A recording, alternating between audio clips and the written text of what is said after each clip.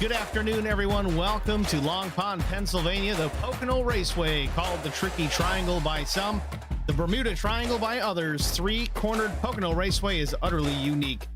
Situated in the Pocono Mountains of northeast Pennsylvania, the 2.5-mile tri-oval features three very different turns connected by straightaways of varying lengths. Turn 1 banked at 14 degrees, Turn 2, the tunnel turn, banked at 8 degrees, and Turn 3 at 6. Pocono's main straightaway is the longest on any North American speedway at 3,740 feet. The Long Pond straightaway stretches for 3,055 feet between turns 1 and 2, while the run down to Turn 2 to Turn 3 is a mere 1,780 feet. The resulting speedway poses special demands on driver and car chief alike. For a chassis that works well on the steeply banked Turn 1 will be less than ideal for the flatter Turn 2, let alone Turn 3. And the downforce necessary for maximum grip in any of the turns will slow a car on the two long straightaways. And Turn 3 requires heavy braking, in some cases even a gear change, making Pocono Raceway among the world's most challenging speedways. Pocono Raceway first opened for business in 1969, featuring a 3/4-mile oval. The 2.5-mile speedway was completed in 1971 and immediately began hosting one of the jewels in IndyCar racing Triple Crown of 500-mile races. Local hero Mario Andretti battled the likes of A.J. Foyt, Al and Bobby Unser, Johnny Rutherford, and Gordon Johncock in USAC-sanctioned IndyCar races. NASCAR was also at Pocono from the early days, as witnessed by the fact that Richard Petty won NASCAR's inaugural Pocono 500 in 1974. Pocono also staged a number of top-flight sports car races on its combination road course oval layouts in the 70s and 80s, as well as various short-track events on the original 3/4-mile oval encircling the main pit area. But today we're not road racing. We're on the Tricky Triangle with the truckers of Lonestar Racing. The Lonestar Racing Make-A-Wish charity race, and it's next on HBR TV.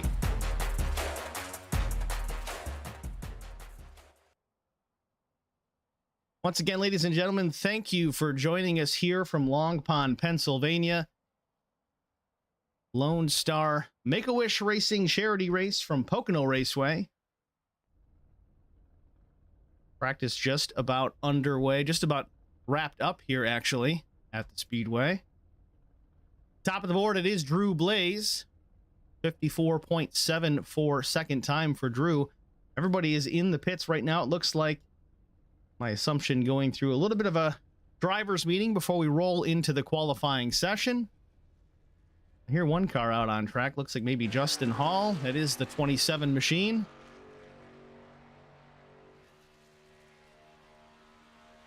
Before we get too deep into things, of course, there are sponsors and a lot of people that help make this thing work here, put it together, and play a role in everything that gets done here. First and foremost, of course, Lonestar Racing, Lonestar Nation. Of course, you're going to see those familiar graphics at the upper left and bottom right of the screen throughout the race, but also the painting and drywall team, a big sponsor here for this particular event, helping things get done.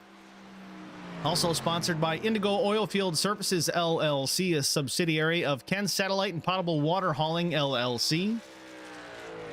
And Nueve Designs. And by the Joe Six-Pack Podcast for the rest of us. And the 12 of Slay Johnston.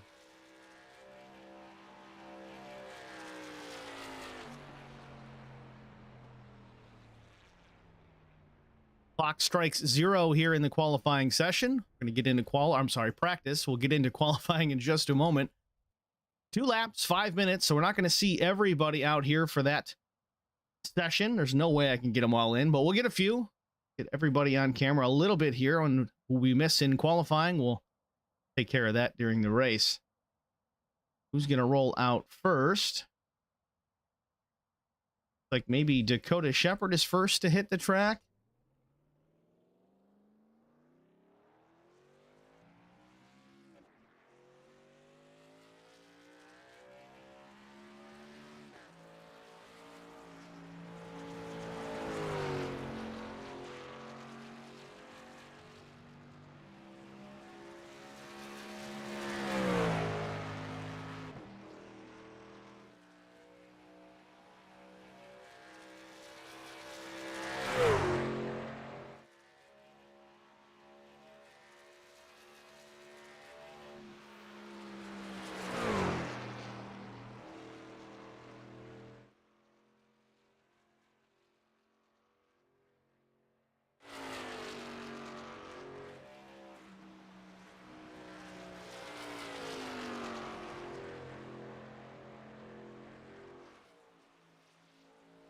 Little wiggle out of the 101 off turn 4. That's going to kind of throw away this lap for sure. You're not going to get that momentum off of turn number 3. Again, only 3 corners here at Pocono Raceway. Really need a good run out of 3 down the front stretch. Carry that speed all the way down.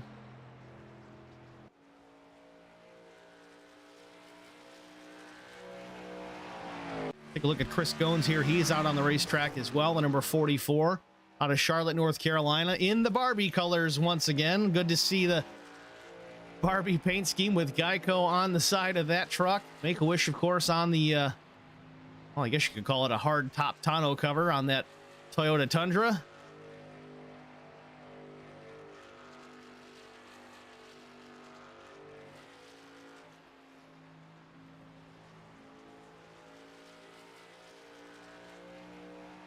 Meanwhile, Thorne Zimmerman takes the top spot. Not for long. The 3 jumps to the top of the board, 54.41.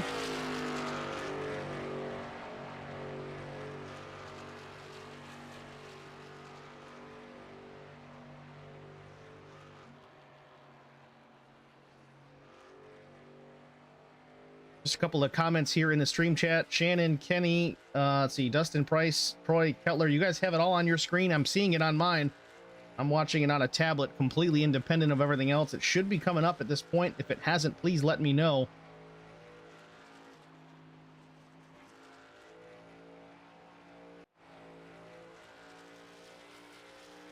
Got Drew Blaze out on the track. Interesting paint scheme for the Drew Blaze machine. Got the number way on the back. Sponsors all the way up on the side. That's actually kind of cool. I hate to admit it, but I like it. A 315 machine of Millet, top of the board, 54.71 so far. Things, of course, will change a lot here. We've got quite a few drivers here in the session. Still many left to take time in qualifying.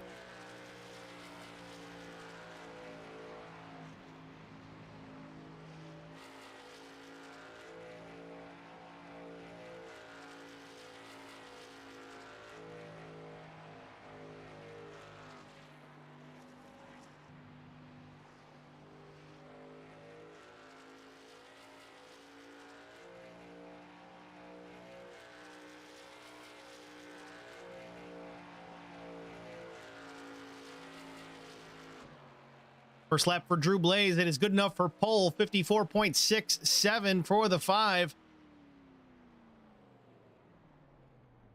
That's all he's going to run there. Good enough for Blaze. I guess he got what he thought he could get. Sits atop of the board. Good lap out of the number 5 machine. And Mike Fahey, the number 19, sits 10th after his first lap of 55.11.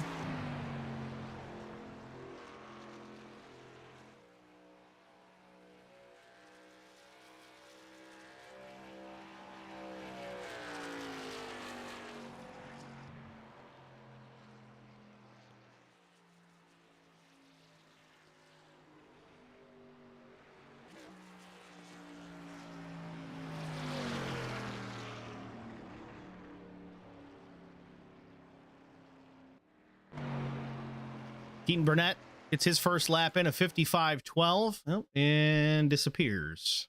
Where is Keaton Burnett? Paging Dr. Burnett. That is the session, actually. So that is going to wrap up the qualifying. We're going to get into our grid procedure here from Pocono Raceway.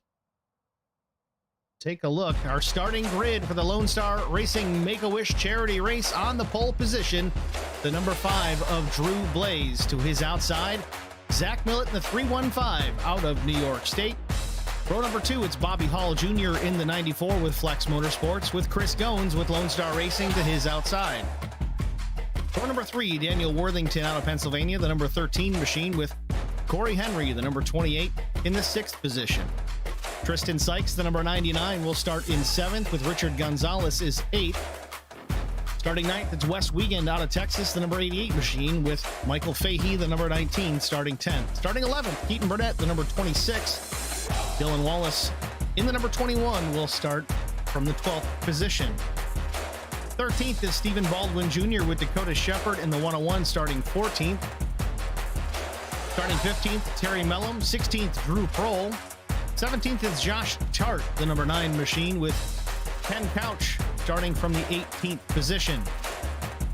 19th is Dustin Price. 20th, Jesse Redding. 21st, Justin Hall. 22nd, Thorne Zimmerman. Starting 23rd is Charlie Dickey with Adam Flieger, the 14 machine, starting 24th.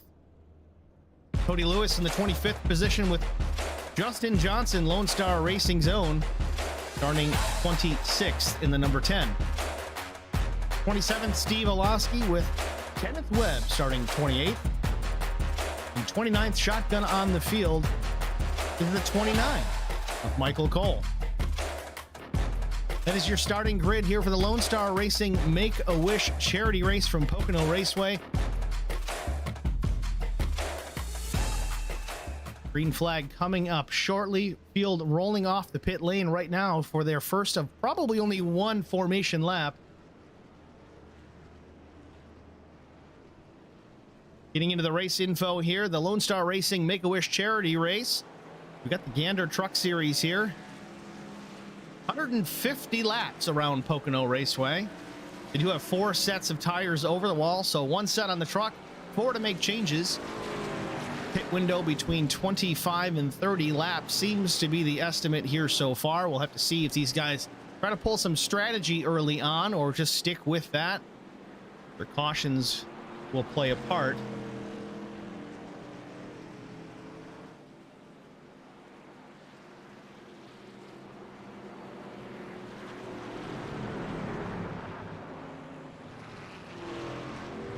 I want to thank everyone for joining us here this evening, wherever you are. A lot of these guys are based out of the central time zone. I'm over on the East Coast in Western New York. Going to be a good one. 150 laps around Pocono Raceway to decide it. Bear with me on some of the names. Some of you guys are awfully familiar as I've broadcast many of these Lonestar races at this point. Some of you are brand new, so bear with me. We'll get them right. I'll pronounce them wrong, I'm sure, but if anybody knows doing it wrong, please say so. But never mind that. Pace car hits the pit lane. Green flag is waving. We're underway here from Pocono Raceway. Drew Blaze in the throttle. Gets a good start. We're underway.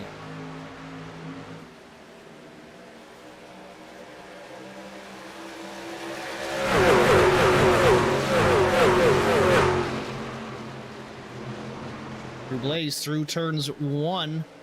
It is just one big giant turn 1. We don't call it 1 and 2 here at Pocono. The tunnel turn, that is turn number 2. That's where they're headed now.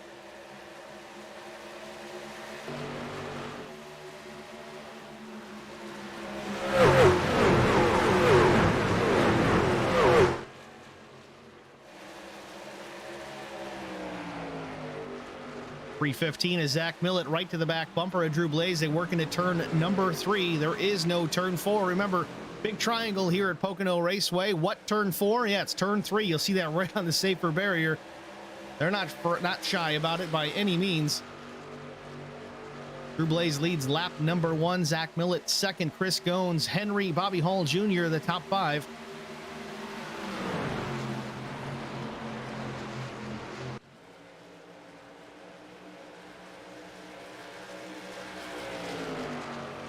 Zach Millett right there to the back bumper of Drew Blaze. They go down the backstretch.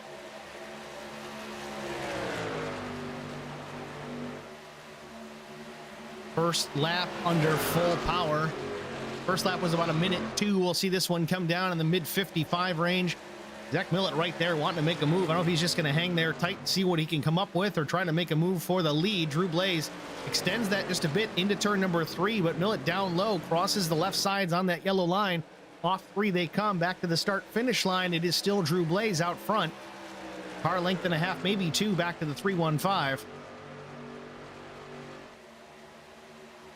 There it is, lap number 1 of 54.91 for Drew Blaze. A little bit slower than the second place running truck of Zach Millett, of 54.87, but even faster for Chris Gones, 54.83. That is your top 3 and your 3 fastest times, at least on the first full speed lap around Pocono Raceway.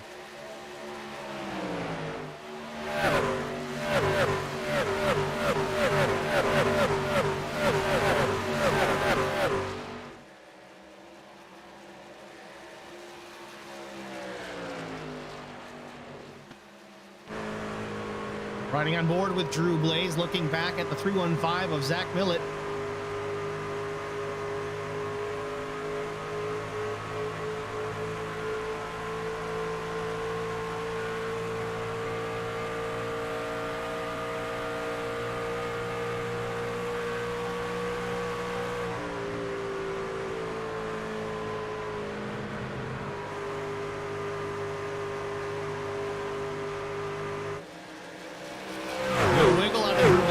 Turn number one, keeps it off the safety barrier.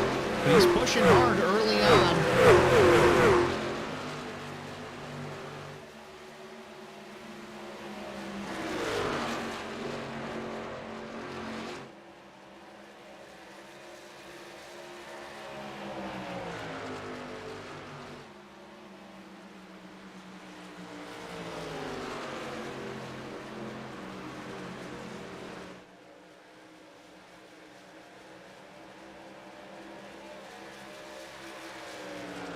Lap 5 goes on the board. Drew Blaze still in the top spot.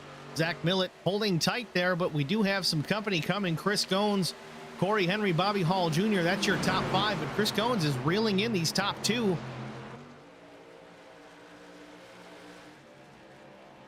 Further back through the field, we've got the 003 Thorne Zimmerman. The yellow and black truck there in the middle of the red. 08 to 27 taking a look to the inside.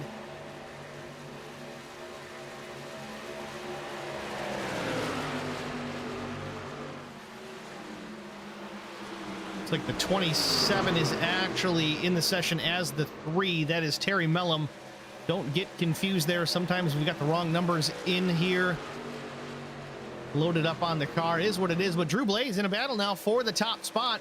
Drew Blaze to the outside. The 315 of Zach Millett down low. They drag race down the front stretch. Millett's going to tuck back in behind, work some of that draft. Maybe slingshot into turn number 1. There's a heavy braking zone for, at least comparatively, with the rest of the track, though it is the highest banked corner here at the Speedway. It's away. A little wiggle also from the 315.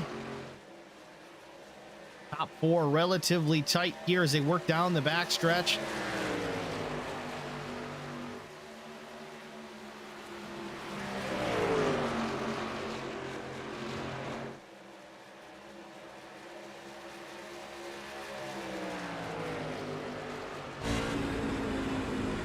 Riding on board with the 315, the second place machine trying to track down or at least make a pass on Drew Blaze.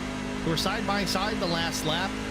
Blaze defended well into turn number 1. Zach was tucking back in to pull some draft. He's got a draft here going down the front stretch. Can he do anything with it into turn number 1? Don't think he's close enough. Maybe content just to ride, watch some things here from the backside of the Drew Blaze truck, see what he can learn in these early laps. Only 7 laps in of 150, long way to go. No point in being overly aggressive this early on.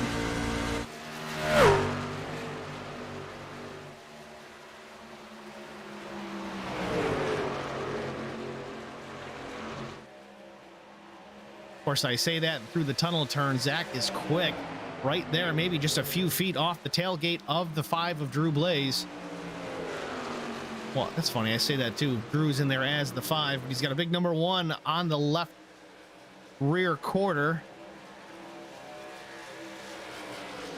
I guess it works out if he intends to lead all afternoon. So we'll try to keep it straight for everybody. The numbers on the trucks, not necessarily what you're seeing up top in the ticker. We'll try to get it straightened away each time we focus on any of these guys. Who's in what? Again, it's Drew Blaze out front, listed in the system as the number 5. The number 1 painted on the quarter. Continues to lead here from Pocono. Lap 8 of 150.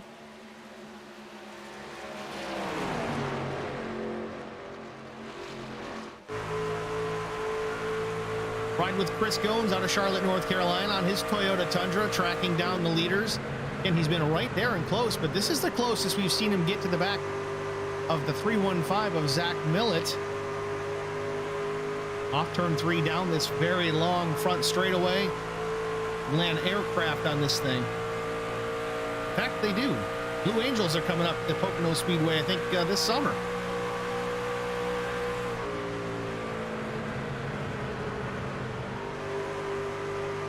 see the second place truck of Zach Millett just hanging out that right rear, using that side force to keep that truck in line.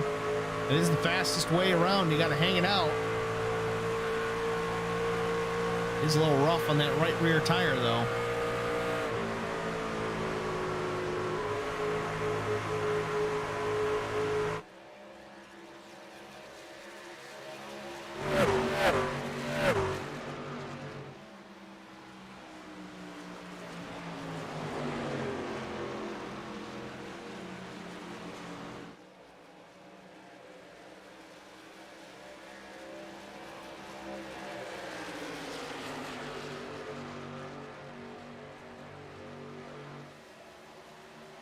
Ten laps in Lonestar Racing Make-A-Wish charity race from Pocono Raceway. So far, clean and green since the drop of the initial green flag.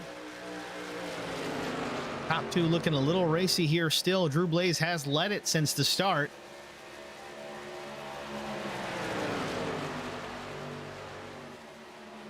Let's try to work through the field here a little bit. This is the 08 of Ken Couch, then Drew Prohl in the 8 machine, Make-A-Wish paint scheme on that Silverado.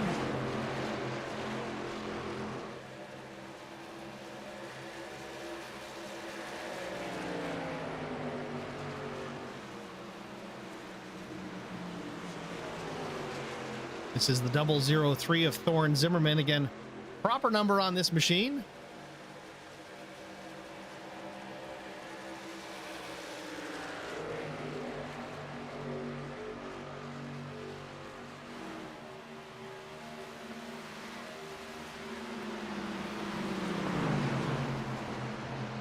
Currently now Drew Prohl running in the 17th spot. This is the battle for the 16th position with Dustin Price, the number 33 machine.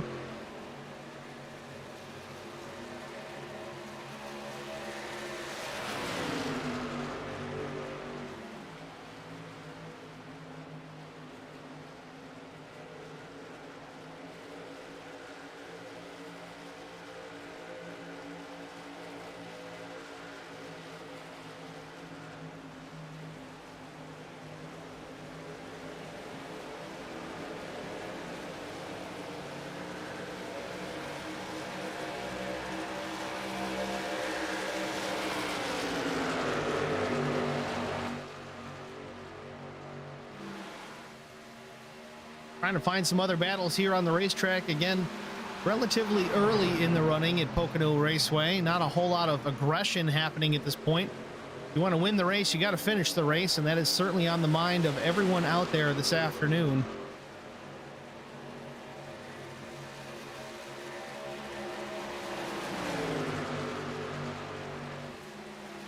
Back up front, though, Chris Gones has taken over the second position from the 315 of Zach Millett. Well, we have an opportunity here. Let's take a look for that pass for the second spot. Go back and watch the replay of it. Chris gets position into turn number 1. Really just a perfect textbook pass. The fourth running machine, Corey Henry there. Again, the 5 of Corey Henry. It is listed as the 28 of Corey Henry.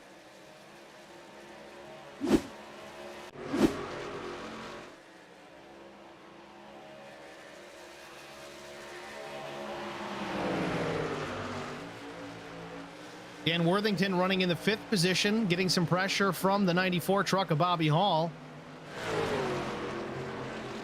Worthington running 5th. Bobby Hall is 6th. You got Mike Fahey running 7th, just in behind them, the number 19. Dan Worthington running the 113 truck. In the standings, it'll say 13. And some mismatched numbers here this afternoon, so bear with us.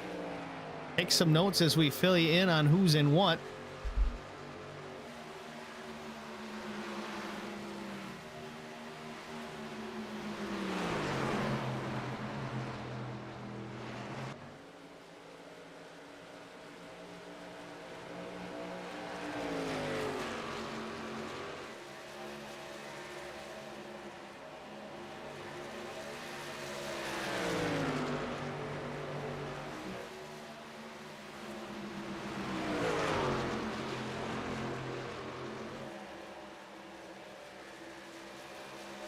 Worthington starting to pull away a little bit from the 94 of Bobby Hall Jr. Bobby was right to the tailgate of that truck just a couple of laps ago. I don't know if Bobby has checked up and just kind of letting that machine go, or Worthington has just found a new groove and starting to pull away. Either way, putting some distance between those two trucks. Mike Fahey and Wes Wiegand now starting to battle here together. Fahey's got the 7th position. Wiegand, of course, in 8th in behind. Crack down the 19, maybe going to set up a pass here, take that spot over. Drivers are really just feeling out their equipment at this stage of the race, not wanting to push too hard, which is good. Patience is a virtue, as they say. We're 15 laps in of 150, so we're not in any position to win the race from where we're at right now. You can certainly throw it all the way if you're not careful. So, oh, speaking of which, Fahey in the wall off the tunnel turn, it looks like. 19 truck collects the wall on exit, gives up the position to the 88.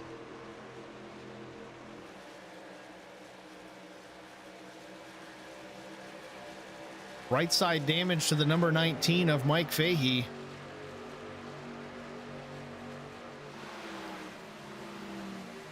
Mike Fahey out of Ilion, New York.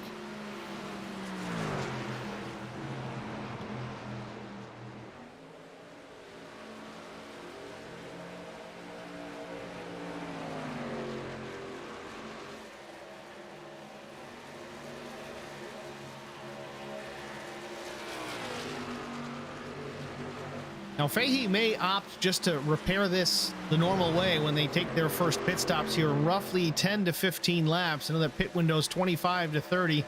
Starting to show some wear on these tires. These guys are a little bit loose or even pushing off the corner. We saw the 19 push just a bit. I think that was through the tunnel turn, made contact with the outside safer barrier. Still running. Let's see, Fahey's last lap, though, of 57.19. Definitely off the pace. Some damage to that machine, slowing it down for sure. They do have one fast repair if they choose to use it, but again, this early on, you kind of want to save that till later on in the event. Something big happens that takes you out. You want to at least have another opportunity to battle back. Dylan Wallace in the 21. I'm not sure if there's even a number on that, as it looks like it's painted up like the pace truck.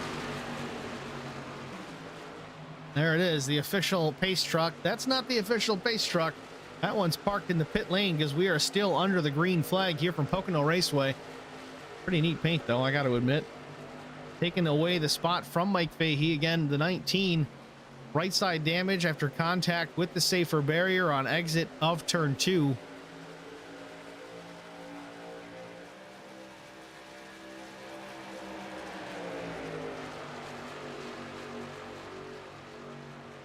Through all that, we do have a new leader. Chris Gones has taken over the top spot from Drew Blaze. Let's go back, watch the replay.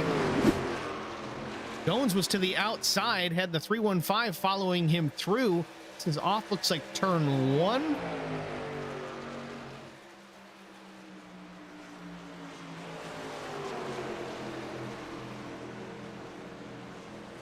Now that was through the tunnel turn. I want to go back and look at that one again.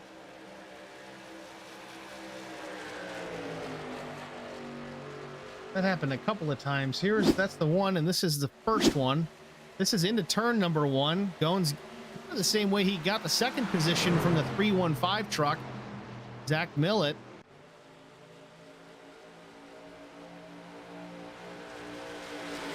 Good battle up here at the front. Zach Millett, though, has taken over the top spot again, it appears. Yes, he has. Man, I'm missing everything here. Go back and watch that one. The 315 truck takes over the top spot, sets him up. And we are under the yellow flag as well. Mike Fahey off the track. There you have it. Let's see what happened with the 19 of Mike Fahey to bring out our yellow flag. First of the afternoon.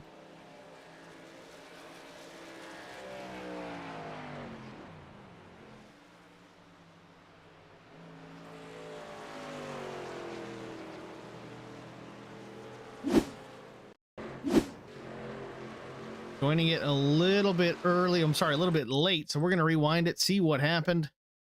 Like maybe some contact. This is into turn number 1. Again, the 19 truck a little bit off the pace.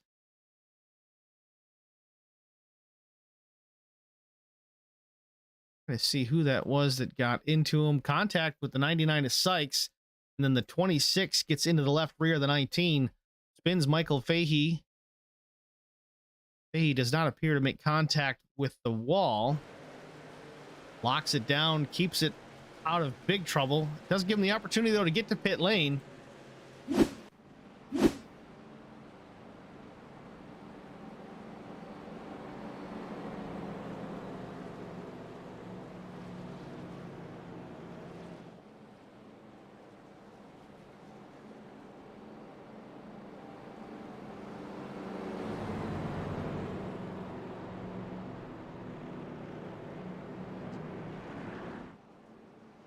Relatively well-timed caution. Again, we're at lap 20, a little bit early for scheduled pit stops, but you don't really want to make these under green if you can help it. So I would imagine we'll see everyone roll down pit lane, take fuel and tires. Might see some gambling, though, between just rights or fuel only. It's early. It might be an opportunity to try it, see if it works, see if it doesn't. You can actually put that in your pocket for later on in the race, and if it does work, use it.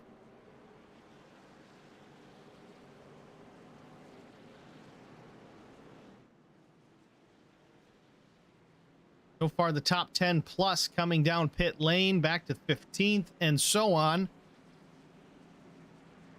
Said we're right within that pit window. Everybody rolling down the pit lane, get pit service, fuel, and tires. Yeah, the whole field. It's kind of a no-brainer. I figured that would be the case. We're just shy of the pit window anyway, so better to get it done under the yellow flag. When he stops, hits their pit stalls. Let's see if it's right sides only, no tires. So far, right side's definitely up front. Drew Blaze. Zach Millett, right side's up, left side's up. 4 tires and Sunoco race fuel for the 315. They've got some guys rolling out already. Chris Goins out of the pit lane first.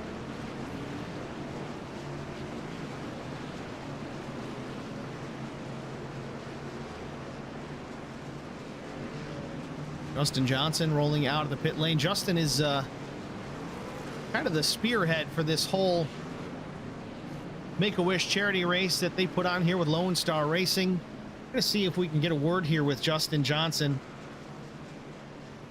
Pull him up into the broadcast booth. Justin, it's rough, Steve Singer in the HBR TV booth. Justin, you got a copy? Yes, sir. What's happening, my man? Justin, first caution of the day. Figure we get a quick word before we get back under green. Just wanted to bring you into the broadcast, say hey, and get your word on the race so far and what we're trying to do here this afternoon. Man, I first and foremost, I can't thank these guys enough for coming out and supporting this charity race, man. We were able to raise $650 this year, which, you know, we pretty much doubled what we did last year. And I think if we can keep bringing awareness to this, we'll just keep getting bigger and bigger with this particular race.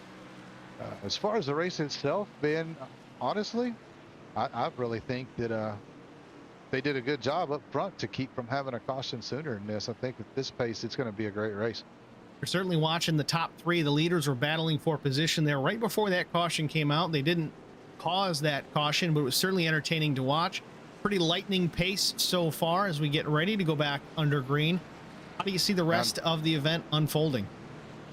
You know, if we continue to keep giving room and racing like we were, I think it's going to be an awesome turnout. Or an awesome finish to this thing, especially with those guys up front. I'm glad, I'm not gonna lie, I'm kind of glad that we were able to get ourselves caught back up with the field here. We had that bad start. I didn't realize we were so far away from the field when they went green. So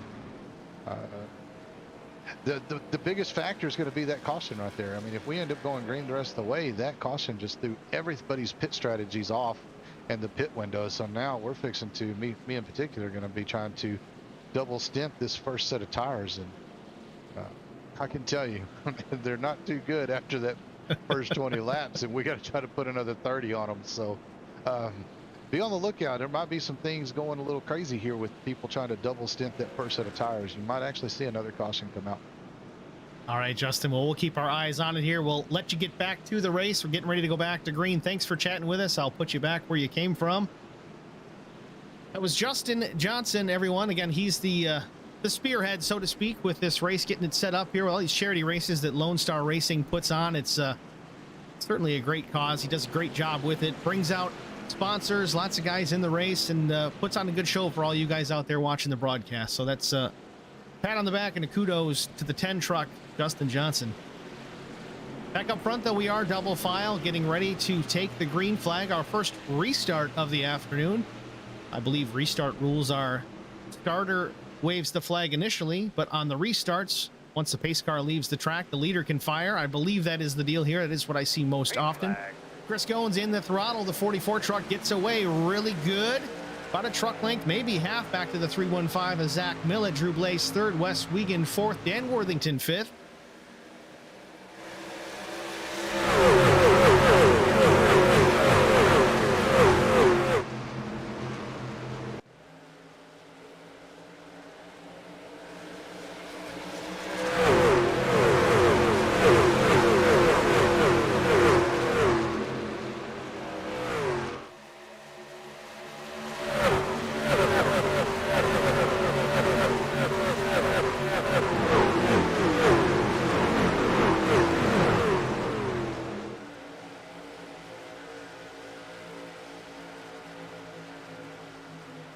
Battle for the second spot. Drew Blaze taking over position number 2 from Chris Goins. Chris was the leader at the restart. Zach Millett has taken over the top spot.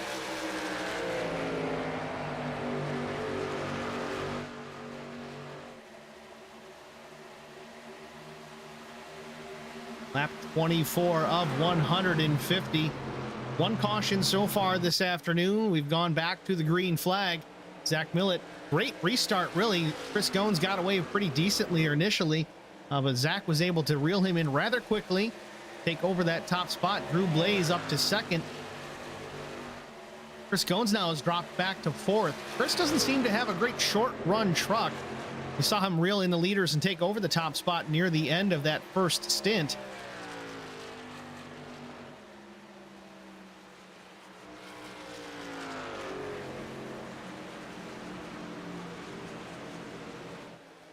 Zach Millett putting about a full second advantage over the second place truck of Drew Blaze. Drew's got some good pace as well. Put that truck on the pole position here this afternoon.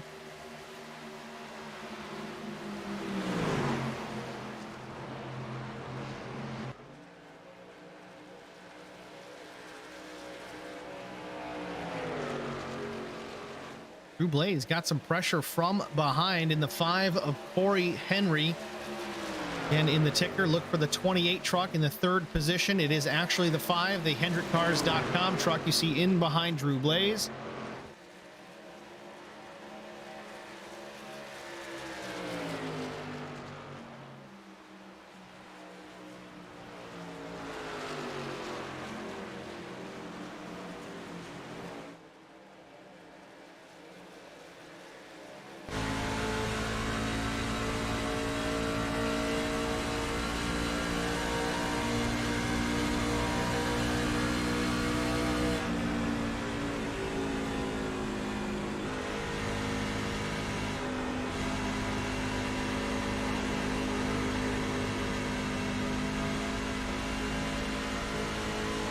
Trucks are a handful off the corners here at Pocono Raceway. Really do need to drive these things. It's a super speedway, but it's definitely not Talladega or Daytona where you can just plant your foot and go.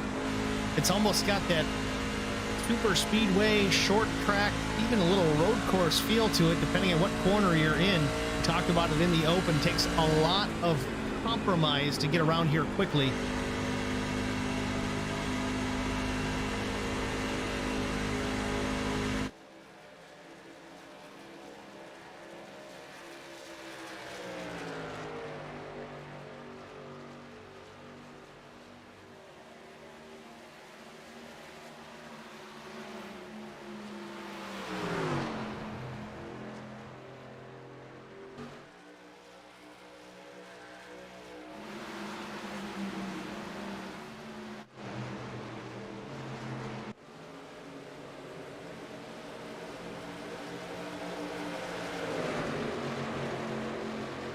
Keaton Burnett, the number 26 truck on the high side, battling with the 37 Charlie Dickey down low. That blue and white and yellow. Like Dakota Shepard in the 101 getting a part of this mix as well.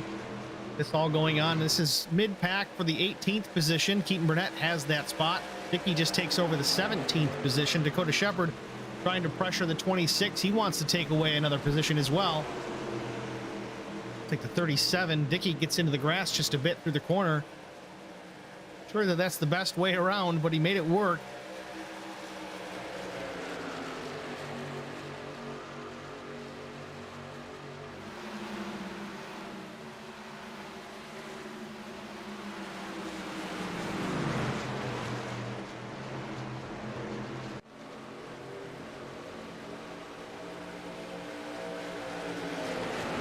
Keaton Burnett with Terry Mellum to the tailgate of his truck. I see Charlie Dickey rolling out to try and make a pass on the 003 of Thorne Zimmerman. He not quite clear through the tunnel turn. Might have him on exit into the short chute into turn number 3. Has position. Going to move the 003 machine to the 16th spot, 17th spot. Charlie Dickey up to 16th. Thorne Zimmerman back to 17th. Dickey's got some pretty good pace here since the restart. Really, since the drop of the initial green flag, he's up 7 positions from where he started tonight's event.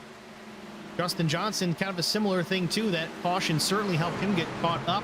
Justin Johnson up 11 positions from qualifying, having a good showing so far.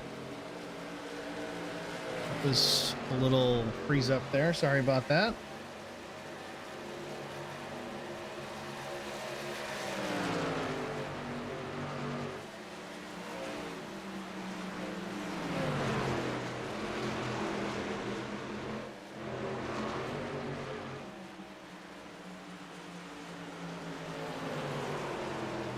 More battle going on here. The 113 of Dan Worthington looks like he might be holding up this group just a bit.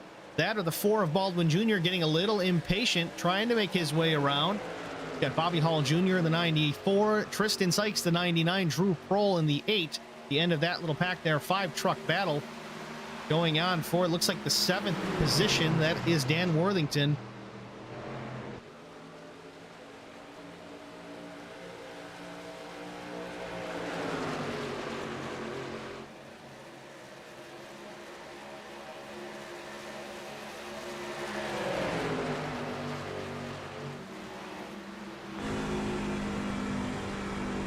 Right on board with Steve Baldwin Jr. out of Points, West Virginia. Caution is out, though. Not sure what has happened on track. Maybe Cody Lewis, it looks like. Adam Flieger, possibly.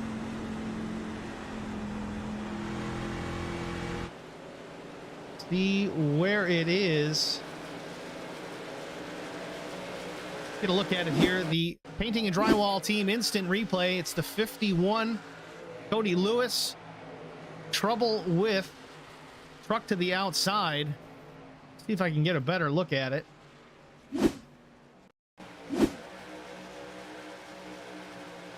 Already some damage to that truck. I think the 14 to the outside got into the wall himself, sent him into the path of the 51. Around both trucks go.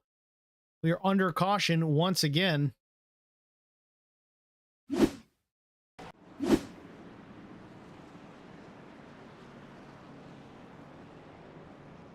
Meanwhile, up front, still the 315 of Zach Millett leading this race.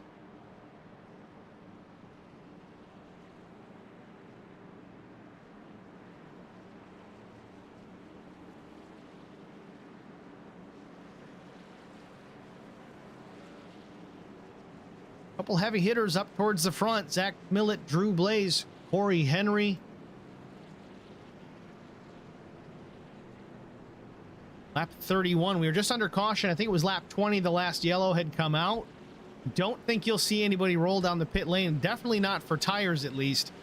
Maybe a top off of some fuel to help play into that strategy. At least open up some options. But you've got good track position. I don't know if you're going to see that, but you're gonna. Chris Goins, Drew Blaze, Corey Henry rolling down the pit lane. This is interesting. We'll have to see if these guys take tires or not. Definitely fuel. Zach Millett, Dylan Wallace stay out. Ken Couch stays out. Steve Olosky.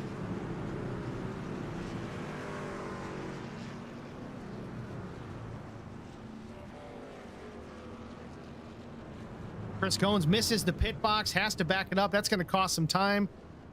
HendrickCars.com number 5 rolls out fuel. Only right sides go up on some of these trucks and lefts. Wow, that is surprising. We've got a lot of racing left before we finish this thing up. You got guys already burning 2 sets of tires. They've only got 2 left. Unreal. Chris Goins down and away. Drew Blaze as well. Now, this is going to shake things up as far as the closing rate, the so-called delta, as you may know. We're about halfway through, a little less than halfway through the tire run. A couple guys up front didn't pit this time. They pitted lap 20. 11 laps later, these guys, Corey Henry, Charlie Dickey, Baldwin, let's see, Dan Worthington, Bobby Hall Jr., really everybody in behind that top 4 stopped, and it looks like many of them got tires.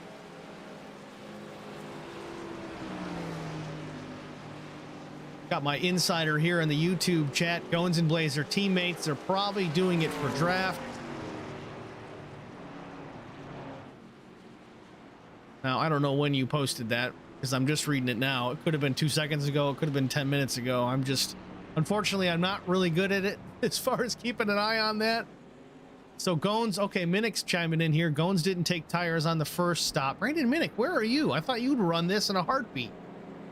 But thanks for the update on that. Goins did not take tires on the first stop. So that explains it. That's pretty actually impressive. Goins was able to stay up towards the front on that old rubber. Good strategy move by the 44. Chris Goins is texting while driving. Keep your head in the race, Goins.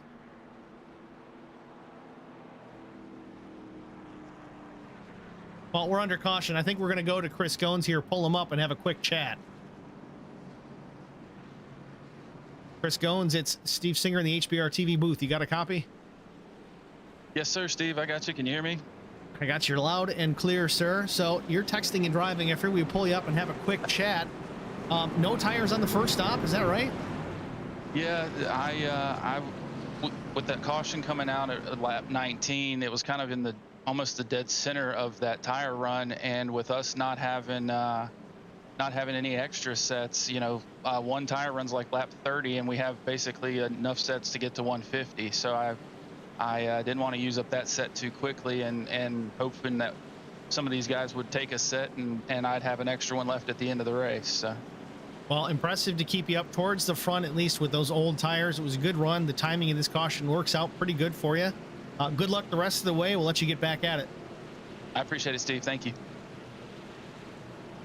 Was Chris Goins, the driver, the number 44. Barbie/Geico local office machine. Pulling some strategy here. Very interesting. Let's see how it works out here. He's going to be on fresh rubber as we get ready to go back to green. Zach Millett not too far in front. Chris Goins is going to restart from the 10th position. Row number 5 as we go back to green.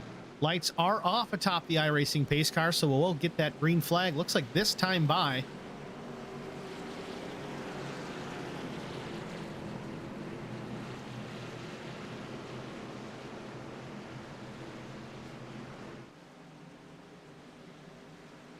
Field formed up 2 by 2 as we get ready to go back to green. Green flag is in the air. Zach Millett in the throttle, back underway. Good restart by both drivers, Millett and Wallace. Wallace to the outside. Speaking of pace trucks, he's on the outside looking for the lead into turn number 1.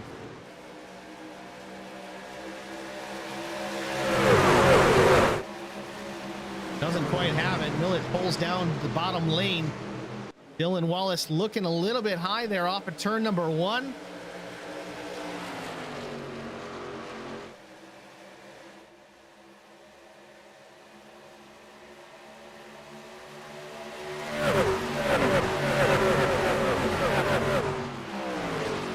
Through the tunnel turn, Zach Millett still with the lead. Dylan Wallace, though, looking pretty racy here. Again, these guys, the top 2 at least, did not take tires. Corey Henry, though, closing in quickly. We do have another caution. Justin Hall, possibly, maybe even Drew Blaze.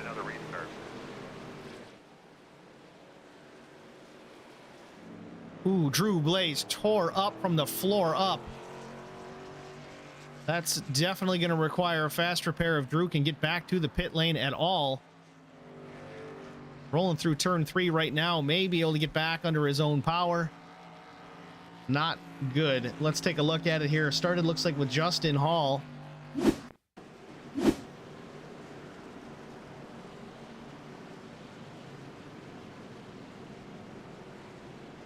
I'm not sure what's going on here. The 27 just stops.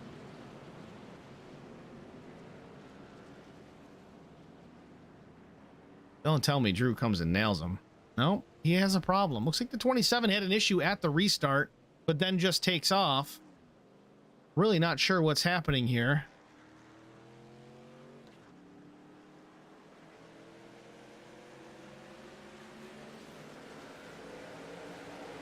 All right, well, let's see. That's the green flag is out. He just stopped before the green. I don't understand this. Okay, well, let's see what happened with Drew Blaze. Unrelated. Drew down low. Oh, contact with the 721 to the 726 sends the Drew Blaze truck hard to the inside wall.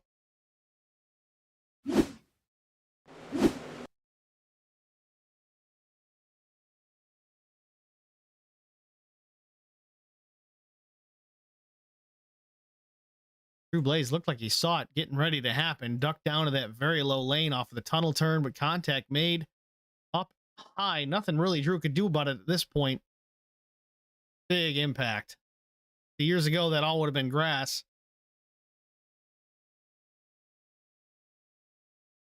Before the roof flap, that truck probably would have been up on its lid.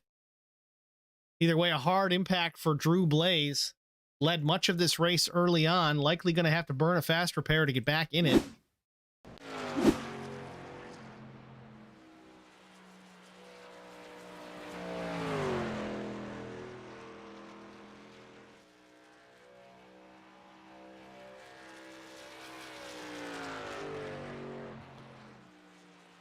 Well, there's no more smoke coming out of that machine, so it looks like Drew Blaze is back in the thick of it.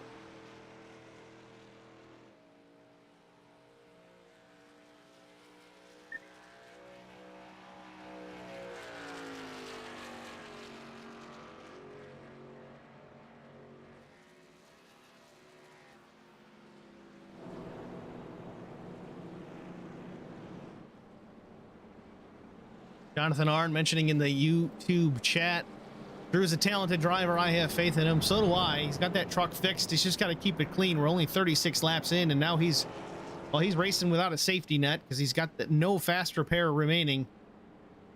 Definitely quick, but he's going to have to avoid the chaos before we get back up towards the front.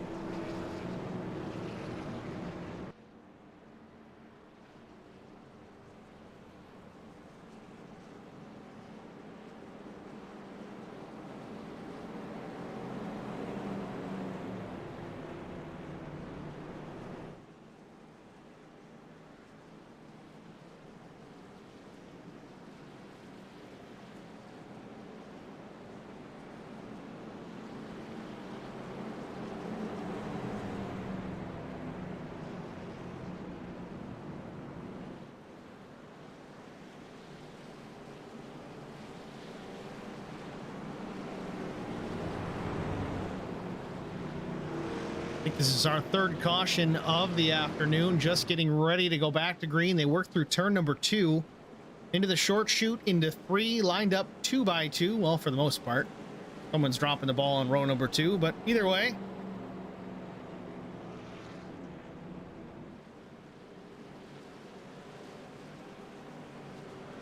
Big Blue Triple XL, I'm assuming that's Kevin. Just a guess. Could be wrong.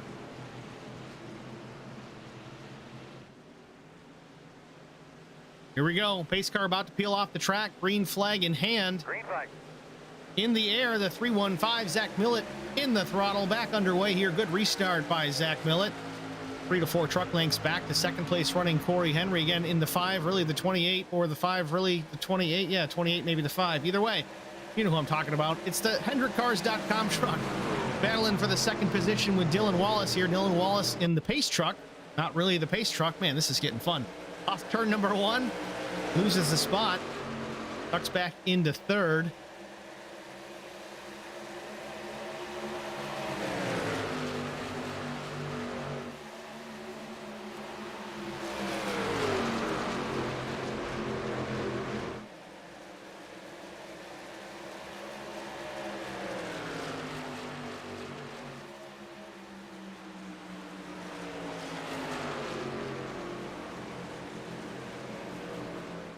Top 3 off turn 3 already settled down in their own little group. Pulled away rather quickly from 4th and 5th. Really the rest of the field just right off the bat. First lap after the restart, they are hauling away from the rest of the field.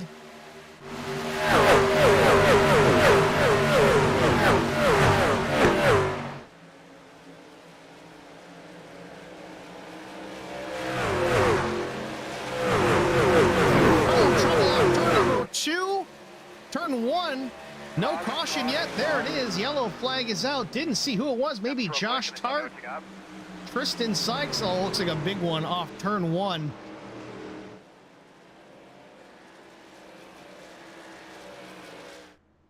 He's already towed back to the pits. A fiasco at the exit of turn 1. And oh no, Drew Blaze involved in this one too. His day is likely done. Towed to the pits already. I said he already burned that fast repair, so let's go back, take a look, see what happened. Josh Tart, the number 9 Exide truck, happened in front of him. Looks like the 88 and the 99 making contact off turn 1. The 9 truck almost up on his lid.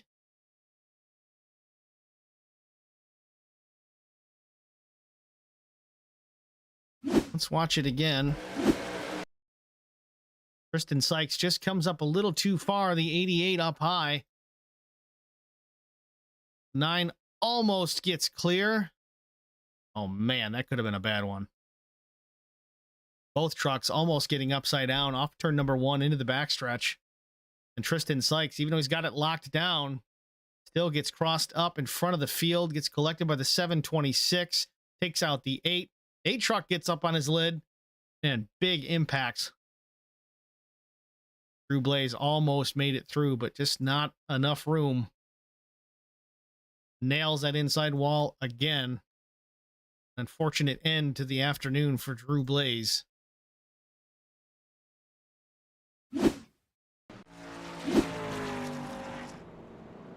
Well, big contender there out. Lap 40 of 150. We're not even at the 1/3 mark.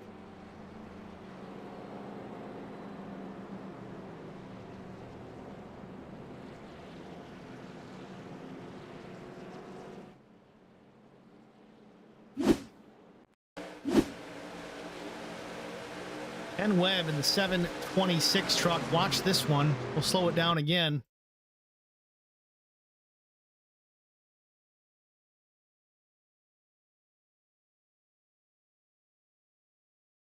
In trouble. Let's go to Ken Webb. Ken Webb is actually in the care center. Let's try and get a word with him. Ken, this is Steve in the HBR TV booth, just getting out of the care center we see. Tell us about the incident. And first of all, are you okay?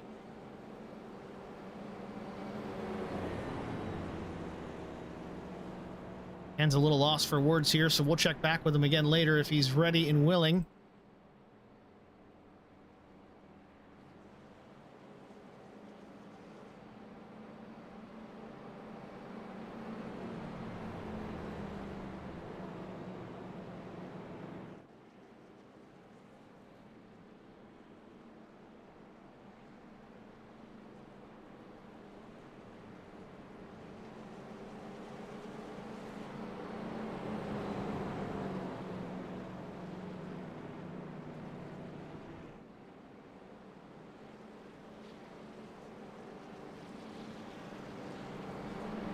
For the first 20 laps of this race, things were pretty clean, very tame, passive, if you could even go that far. Really, since that first caution has come out, seems like everybody's racing for a win here. But again, it's relatively early, guys. Got to settle it down. Get into a rhythm. Lost a lot of trucks so far. Some very good trucks, some race-winning contending trucks. Drew Glaze, Tristan Sykes, just to name a few.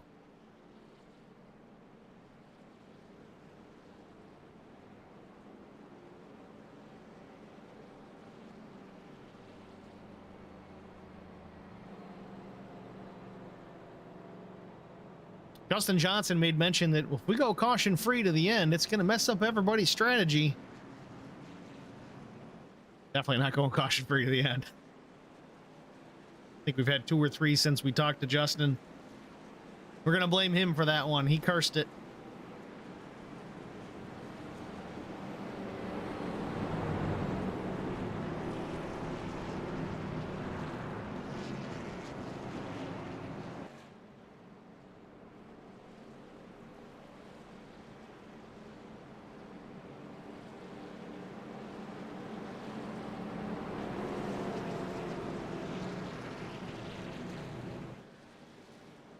Pace car lights are off. Lap 42. Getting the green the next time by. That'll be lap 43.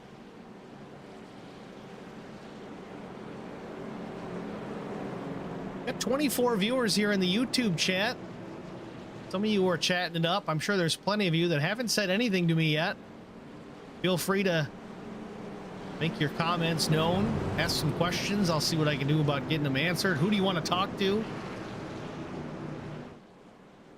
How are you enjoying the race so far, race fans? I know everybody's shy.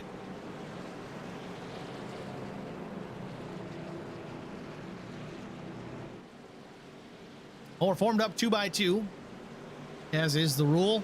Getting ready to go back to green, double file restart. Connection issue plaguing the secondary iRacing pace truck in row number 2 there.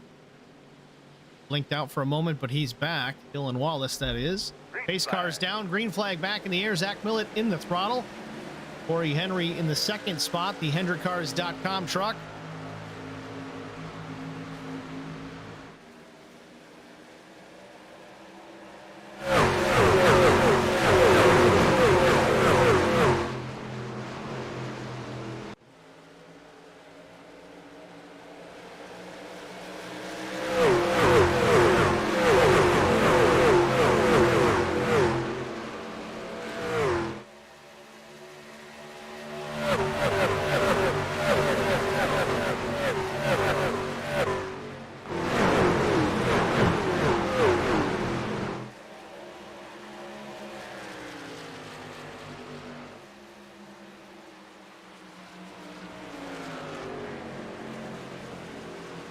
Ken Webb says, well, that could have gone better. Yeah, that's the truth, Ken. The nasty one there for you.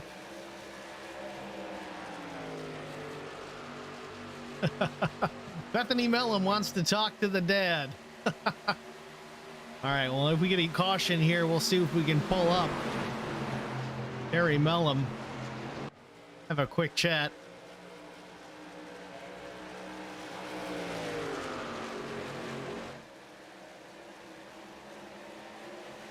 Harry running in the 14th position right now in the number 3 truck.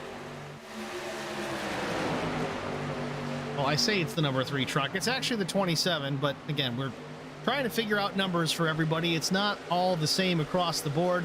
Some guys have their stamped number. Some guys have a custom number.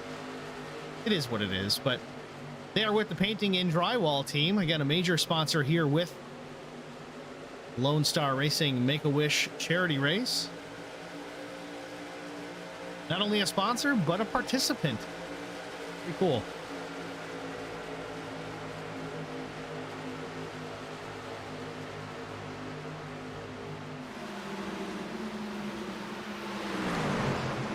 Terry actually doing some battle here with the 101 truck of Dakota Shepherd. Dakota the outside.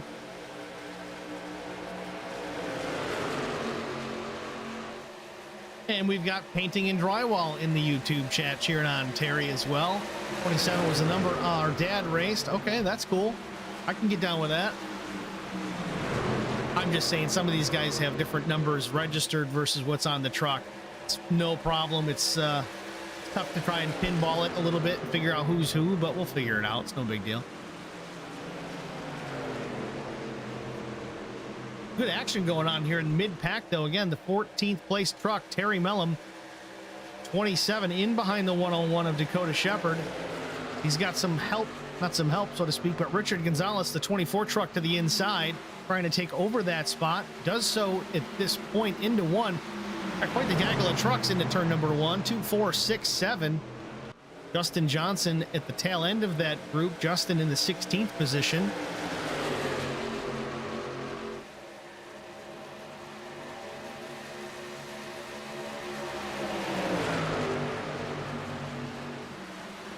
Got Wendy Irish in the Facebook stream chat. Wow, this is cool. Yeah, it is pretty cool, and I do it pretty much every day, and I still think it's cool. Thanks for joining us, Wendy. Appreciate that.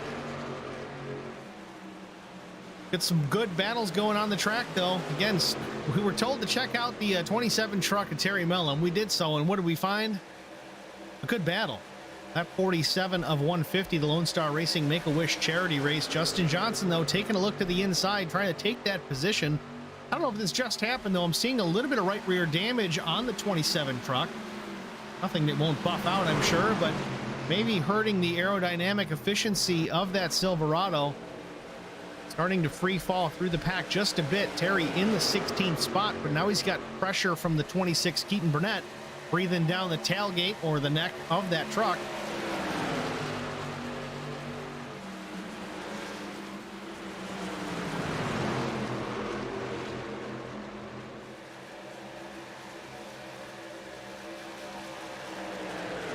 Back up towards the front, though, Bobby Hall Jr. has worked his way into the second position. Zach Millet's still the leader. Dylan Wallace is in the third spot. Corey Henry fourth. He's lost a couple positions since the restart. Dan Worthington is fifth. Chevy Ford, your top five. Chris Goins working his way back through in a Toyota. He's sixth.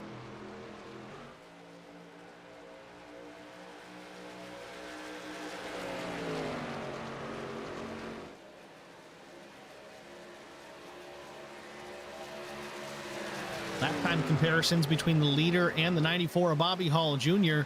Bobby's reeling him in just under half a second quicker the last lap, lap 47. Leader is running a little bit slower. Caution is out again.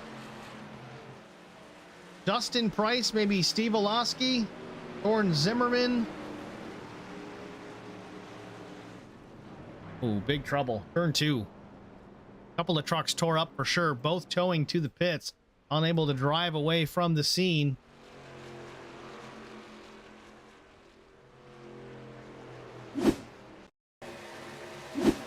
Let's watch it. This is the 33 of Dustin Price. Taking a move to the inside. Oh, they both tried to turn in. The 33 may have turned in late. Oh, big impact.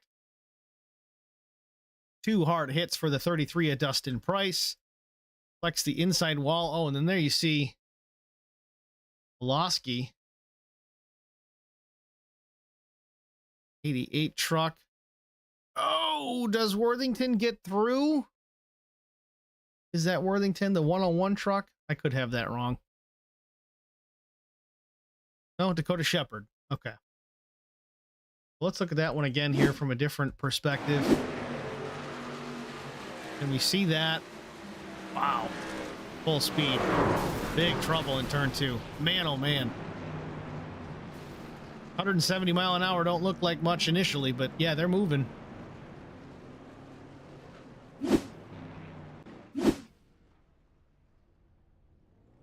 Not sure if fast repairs have already been used for some of these drivers involved. Does not appear to be an option, at least right now, for the 003 truck of Thorne Zimmerman. Ivalowski, same situation.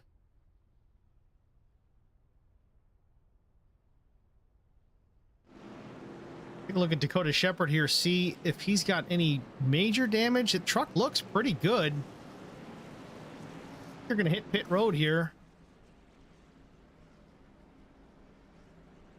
Kind of puts everyone back on a good schedule, a good cycle. I think some guys could have chanced it. I know Stephen Baldwin did. He stayed on the track. He pit lap 31, but that's an interesting play. Pit window's about 25, 30 laps. Yeah, Dakota Shepherd got through there clean. How did he not get any damage off of that? Full throttle right through that corner, right through that wreck. A little bit of left rear damage, but minimal at best. I don't think that was from that incident. It may be from something else. Trucks get pit service. Varying strategies once again. Some taking tires, some not. Maybe just a top off. That would make sense.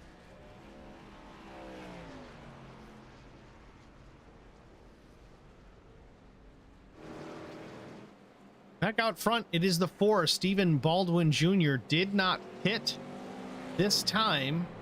You can hear him shutting the truck off. He's trying to gamble on a fuel strategy here. Let's listen to it as he right on board. Truck's not even running. You can look at the tack there. Catch a little bit if his hand gets out of the way, but clutch in. Truck still running. Truck off. Clutch. Ignition. Truck's off, just coasting down the straightaway. He's saving some fuel. It's a good way to do it. That's the way I do it typically, and frankly, I do it every time the caution comes out, whether I have a strategy in mind or not, because the more fuel I can save, the better. I don't want to give away all my secrets, but I'm definitely not the only guy that does it, so it's not like it's this crazy secret. That, and I don't really race that much, so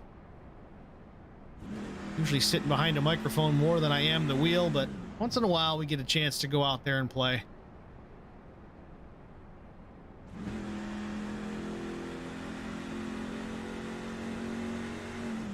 Okay, so I'm going to butcher this name in this Facebook stream chat. The first name, I think I'm okay. I think it's Phoebe and maybe Talata. Saying, good job, Dakota Shepherd. That was a close call. Again, Phoebe, I completely apologize if I butchered your name, but you can only do so much. I tried. Lights are off. Top of the pace car. Field's got to get formed up 2 by 2. Double file restart. Lap 51 will get the green at 52. Less than 100 laps to go.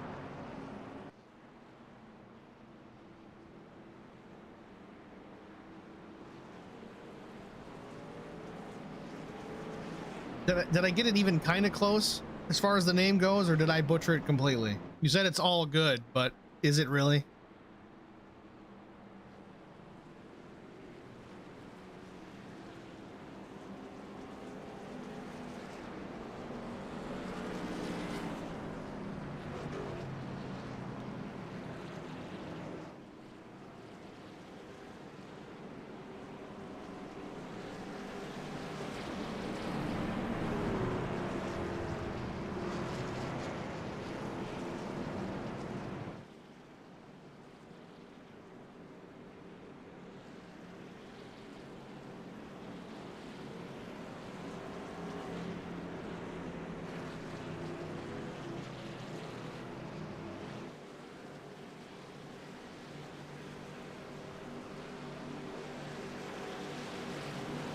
Gonna have to wait till the next caution to get to Terry Mellum. I totally forgot.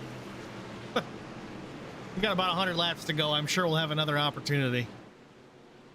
Someone call it out as soon as that yellow comes out. Talk to Terry.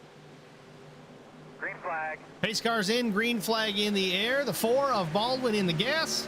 Bobby Hall Jr. right to his outside as well. He did pit this time. Doesn't appear to have taken tires, maybe fuel only. Baldwin Jr. blocking into turn number 1, trying to hold on to that top spot until he can get up to speed, but a good run to the inside. 113 of Worthington trying to go for the lead through turn number 1. Off the corner.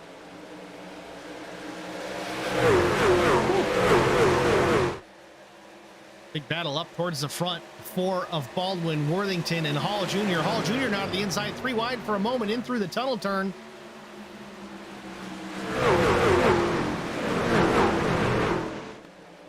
Off of turn number 2, Bobby Hall Jr., your new leader. Dan Worthington to second. Going to try and squeeze by on the inside, maybe take over the top spot in 3. Nope, not enough. Skips the grass just a bit. slides up the corner a little bit. Bobby Hall Jr. with the lead. Dan Worthington second, Steve Baldwin Jr. third, and you got Zach Millett fourth. Zach's been kind of the fastest guy here this afternoon once Drew Blaze ended his afternoon early.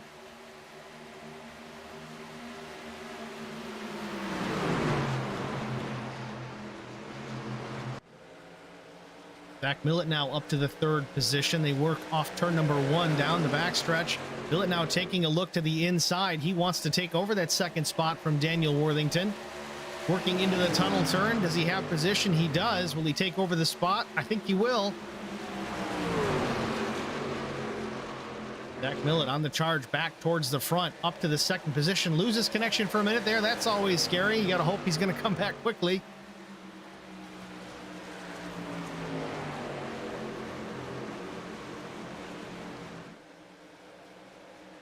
Zach Millett going to pick up the draft off Bobby Hall Jr. down the front straightaway. Going to see if he can take over that top spot. He's going to have a run into turn 1. There he is. He's closing in fast.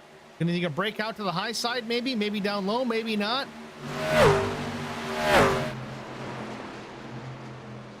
Millett's still on the tailgate of the 94 of Hall Jr. off the corner.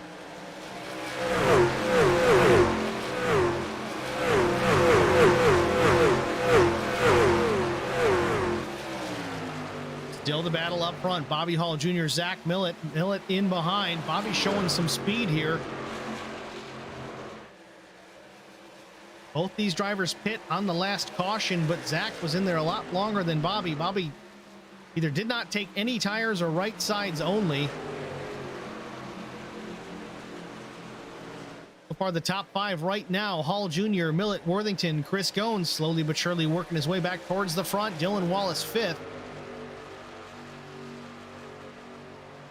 Millett taking a look to the outside again. Bobby Hall Jr. kind of protecting the inside just a bit. Still able to arc it into the corner. Zach can get to the outside with the momentum. He may be able to pull him down the straightaway. Off turn number 1, a little bit loose goes the 94 of Bobby Hall off turn number 1. Not sure if it's going to hurt him too bad, but it's allowed the 113 of Worthington and Chris Goins to draft back up. Here they go. Now a challenge for the second spot. Millett's going to get shuffled back to 4th here in a minute. Chris Goins maybe the 3rd. No, he battles back on the high side off turn number 2. Bobby Hall Jr. still with the lead. The battle is for the 2nd, 3rd, and 4th positions. Zach Millett in the 3rd spot. Chris Goins 4th. And Worthington has worked his way back up again. Tires not the newest on the 113. This allowing Bobby Hall Jr. to get away from the pack just slightly. 3 to 4 truck lengths the distance up to the 1st spot.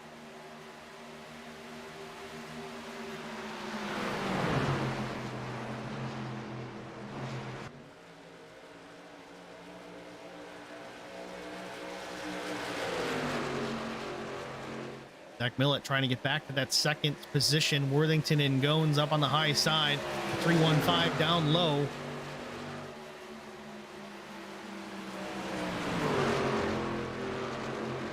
Millett takes over the 2nd position. Does slide across the nose of Worthington.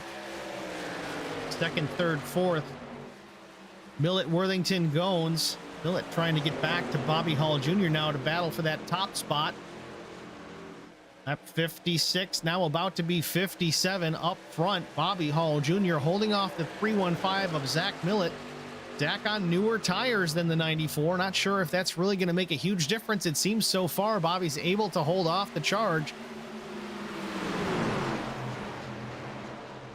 Zach trying different lines every lap. There's no real consistency to which way he's trying to attack the 94. It makes it tough for the 94 machine to defend. Up on the high side, though, is Zach Millett going into the tunnel turn side by side. They drag race to the corner.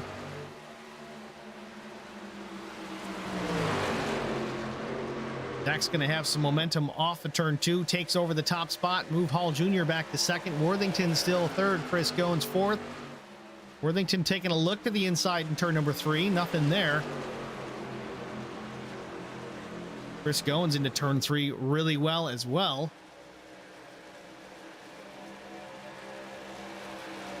Goins almost trying to push the 113 of Worthington down the front straightaway. Almost a tandem draft between these two. Looks, it makes you a little bit nervous, though. Goins a little inside and outside, back and forth. You don't want to make contact with the truck in front of you while you're changing lanes. That could be disastrous. Meanwhile, Zach Millett starting to pull away. Again, newer tires on the 315 truck.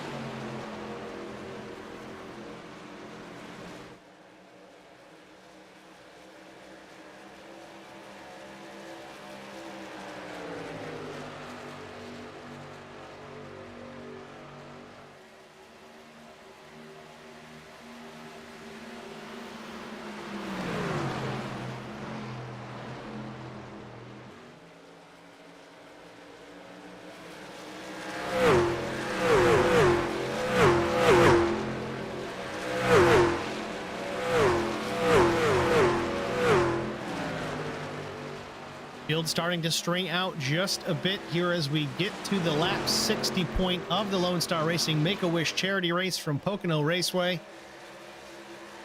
Chris Goins taking a look to the inside of Dan Worthington here. Wants the third position. They work through the corner.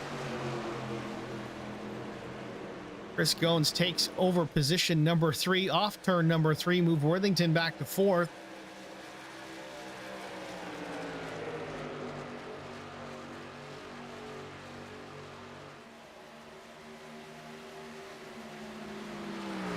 Had a little bit of a stretch of green flag run here. While we have an opportunity, let's try to go through the field, spotlight some of our drivers here this afternoon. Of course, in the lead is the 315 of Zach Millett, Sim Speed Shop, sponsoring the left rear and right rear quarter panels, I'm sure, and the hood on that machine.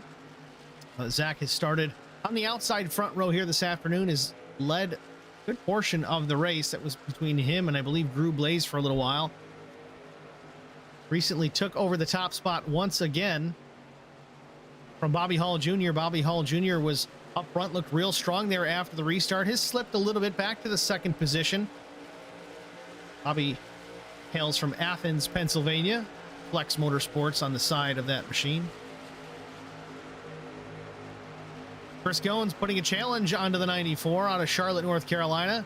Number 44, Barbie and Geico local office, Make-A-Wish Toyota Tundra. Dan Worthington also putting up a good fight here this afternoon. Up there in the top 5. iRacing flag and RS button boxes on that 113 truck.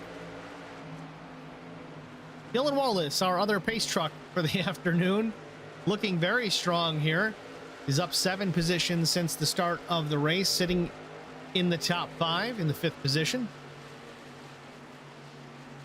Stephen Baldwin Jr. out of West Virginia, the number 4 UPS Toyota Tundra. Stephen's been up near the top 5 most of the day. Was, I think, leading for a little while as well. Up 7 positions, started 13th this afternoon. Ken Couch in the 08 Sim Experience Chevy Silverado, and is up 11 positions since the drop of the initial green flag. We've got the 19 of Mike Fahey out of Ilion, New York. Mike had an incident early on that I think brought out our first caution as he gets some pressure here from Keaton Burnett. In fact, it was actually the 26 of Burnett that I believe he made contact with. Brought us out under our first yellow, but he has battled back up a couple of spots.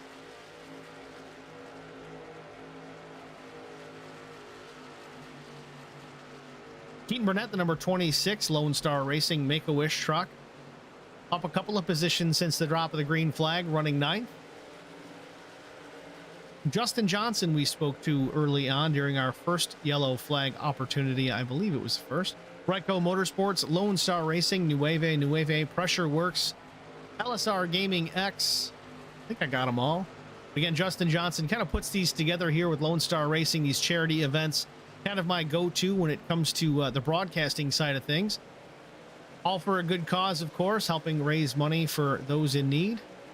Justin is up 16 positions. So far, our biggest mover this afternoon, cracking into the top 10, Justin Johnson. Corey Henry runs 11th. Corey was running up near the front of the field, top 3 for quite some time. A little bit of right rear damage, I'm sure, hurting that truck right now. Again, plenty of time left before this race comes to its conclusion. This is the 5/28, depending on how you want to look at it. But either way, good-looking HendrickCars.com machine. Wes Wiegand running in the 12th position, the number 88, also Flex Motorsports on the side of that truck. Wes is down 3 positions, running 12th. Dakota Shepard, the 101 machine with Shepard Motorsports and Flex Motorsports. A little bit of left rear damage to that truck. Managed to sneak by a most recent caution. How he did it without making contact, I'll never know, but looking pretty strong, up a position in the 13th spot from where he qualified. Justin Price running in the 14th spot. The number 33 Make-A-Wish LSR Gaming Silverado, involved in a pretty nasty accident. I think the last caution that we had, able to use a fast repair, get some of that damage fixed. Fortunately, it looks like he's got some more on the right rear. Corey Henry still, some of these guys, like in the YouTube chat, Corey Henry, we just talked about him, why he's further back in the pack. He actually texts us in the stream chat, potty break and old tires. Don't text while you race, man. Killing me. All right, moving on. Charlie Dickey in the 37 truck. Saw Charlie running pretty well there for a while as well. Out of Canton, Georgia, Truckers Feed America Cup Series driver. And Tristan Sykes, the number 99 with Nueve Designs on the side of that machine. Lonestar Racing as well. Tristan is down a few positions in the 16th spot, actually down 9 positions. Kind of free falling here so far, but again, plenty of time to make that up. We're not even halfway just yet. In the 17th position, it is Justin Hall in the number 27. Justin is one we saw stopped on the backstretch coming to green. Still have yet to figure out what the issue there was. Caution did not come out for that, but then we had an issue where I think that was the Drew Blaze incident. Justin running 17th, up 4 positions from where he started. Running 18th, it is Richard Gonzalez, the number 24 Make-A-Wish machine. Got Disney on that machine too. I'm sure that makes plenty of people happy. Girlfriend in the background getting excited. Adam Flieger, the number, looks like a 14 truck. We know Adam was involved in an incident on the backstretch, was collected by another truck. Now that escapes me who it was, but either way, damage on that machine. He's still on the lead lap though. Ford F-150 looking a little worse for wear, but doing okay. Fliegler out of Saxonburg, Pennsylvania, the one-eye wonder. I'm not even going to ask. Running in the 20th position, it is Steve Olowski, the number 18. He's up 7 positions from where he started in 20th. Yeah, long straightaways. I'd still manage to wreck it, Corey. Corey's chatting back here in the YouTube side, saying that he can text us on the straightaways. I don't know. I can barely talk and drive, let alone text while I'm driving, but I digress. Further through the field in the 21st spot, it is Drew Prohl. Pulaski and Prohl, we gave them some credit here. They are a lap down, but again, the 8X Make-A-Wish truck, Drew Prohl, a couple cautions away from being back on the lead lap. So again, plenty of time left. That is your through the field as far as the lead lap cars are concerned. Zach Millett still out front, starting to gap the 94 of Bobby Hall Jr. It is up to almost 5 full seconds back to the 94 truck. Chris Goins, though, still close. Truck length, maybe 2 behind the number 94. I think Chris is just content. Use up the draft from that number 94 truck and run it to the next fuel pit stop. Maybe some tires. We might actually see some green flag pit stops here momentarily. Trying to look here. Last stops were at lap 50. So not quite ready. We're coming up on lap 69. So that's 19 laps since the pit stop. So you give it at least 10 more and we may see some of these trucks start to peel off the track under green to get pit service.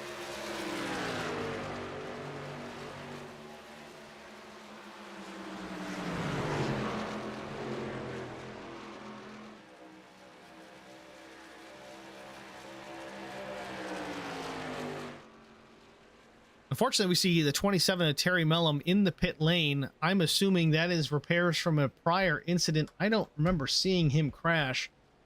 Didn't bring out a caution. In fact, here we go. I do have it in the replay. Didn't bring out a yellow, but let's take a look at it. Good, bad, or indifferent. This is what happened to the 27.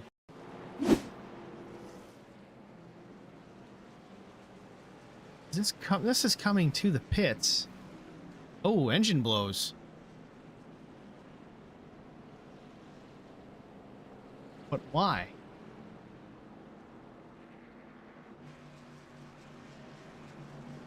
I'll have to dig deeper into that and see what happened with the 27 truck. Mechanical failure on that machine. Don't see where he got caught up in a wreck, and there wasn't a whole lot of damage to it, so we'll have to see what happened. Hopefully we can find that out for everybody.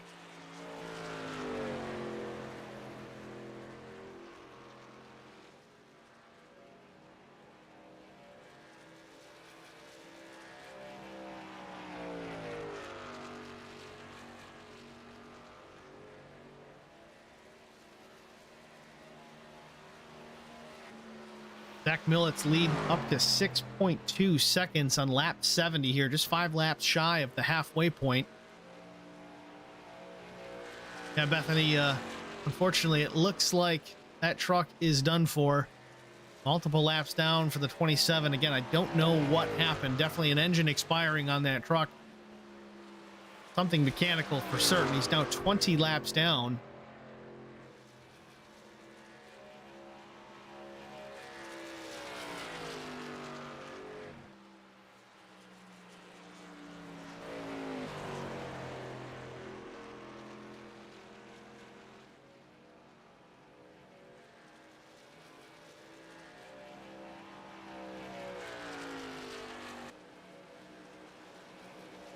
Further back, though, Chris Goins has gotten around Bobby Hall Jr. for the second spot. We thought that Chris was going to be okay with just kind of riding in that wake in that draft.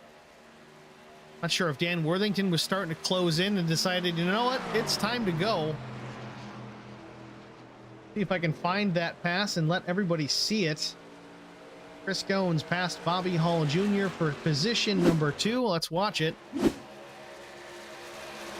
Goins taking it on the high side. This is the backstretch, I think, into the tunnel turn. No argument from the 94 of Bobby Hall Jr. Chris Goins up to the second spot.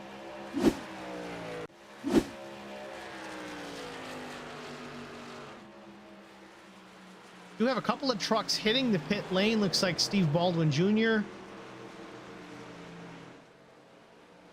So far, the only truck to roll down. He may be off cycle with the rest of the field.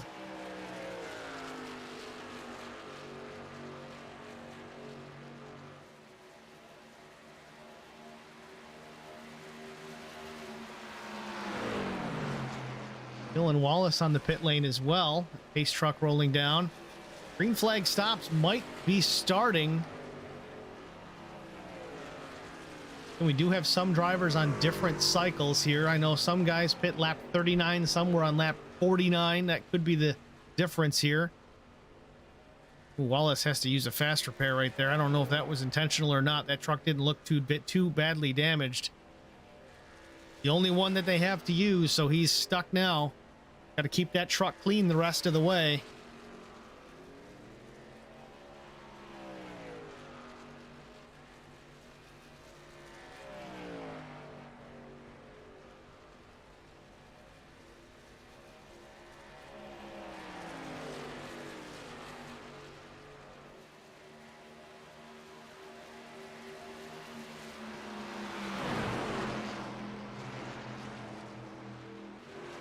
Got Adam Flieger hitting the pit lane.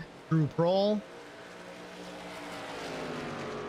Corey Henry rolls down the pit lane. Again, a fast truck. Let's see if he burns a fast repair here or spends some time to get it fixed. I'm not sure that he's going to want to do that, at least under the green flag. Green flag stops are beginning here at Pocono Raceway. Not sure when we're going to see the leaders. Maybe another 8 to 10 laps. Yep, tires going on the right side of that HendrickCars.com Silverado. Rights and lefts, 4 tires and Sunoco Racing Fuel. Down and away, a good stop by the 5 team.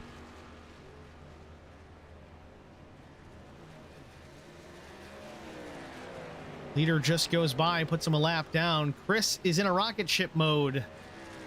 Davalata, Texas says. Chris Goins. Chris Goins still in the second spot. Running comparable lap times, though. Last lap for Zach Millett, the leader, of 56.71. Chris Goins, 56.79. So less than a tenth of a second between the two. Looks like on the long run, Chris Goins might be able to contend with the 315 truck.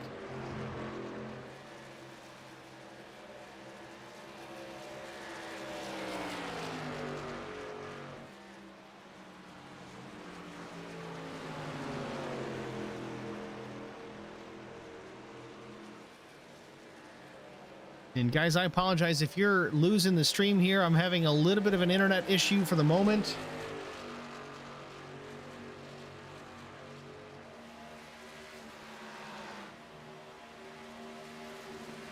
Looks like it's still live, but just real low quality. My apologies, guys. We'll hopefully get things back up into HD mode here momentarily. Keeping a close eye on things.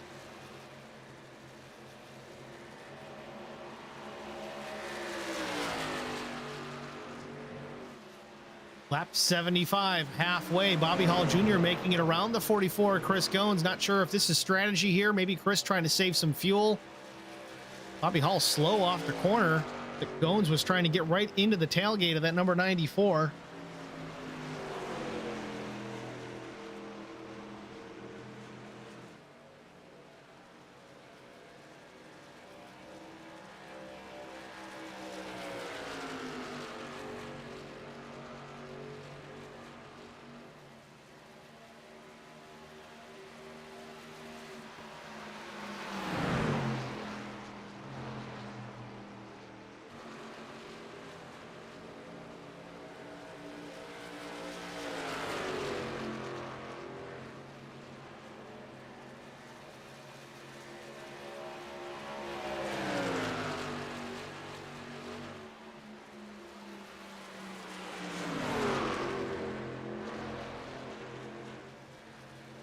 Hopefully it looks like we're starting to get the stream quality a little bit better here. We're trying.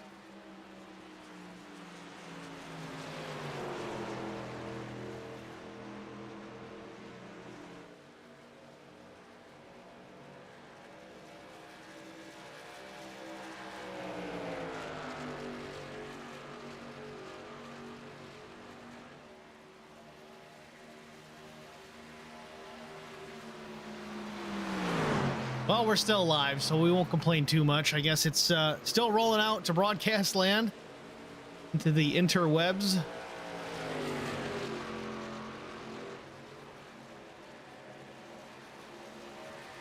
I'm just going to push on. Lap 77, a 150, the Lonestar Racing Make-A-Wish charity race. Expecting green flag stops here in moments. Next couple of laps at least. We've seen some cars already peel off the track and make their scheduled pit stops at laps 70, 71, 72. Get Cody Lewis making his stop right now.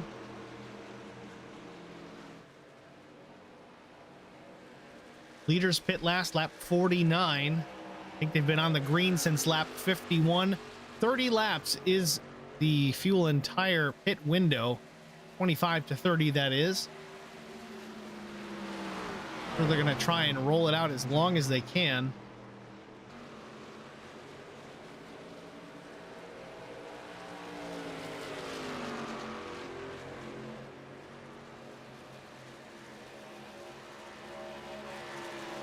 Kurt Osborne, give me some pronunciation help with Drew. Prael? Prael? Drew Prael? Prael? I thought I'm still screwing it up. It doesn't sound right. Laura Ruth, real bummer for the 27 at Terry Molum. Definitely hoping to see that truck finish out at least a lead lap finish here this afternoon. Unfortunately, mechanical failures plaguing the number 27 machine.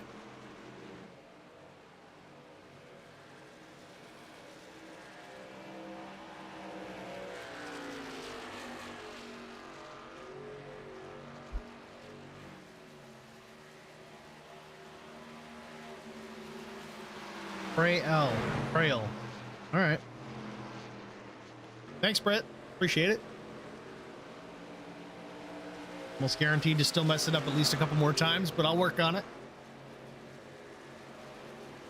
Lap 79 of 150. Zach Millet's still your leader. He's been the class of the field most of the afternoon. Gap to the second place truck, 8.4 seconds.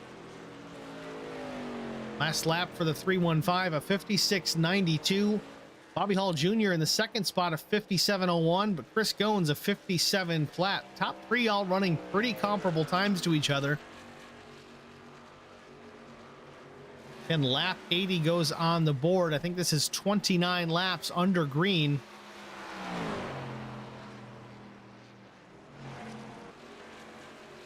Expect to see some of these trucks hit the pit lane. Looks like Ken Couch.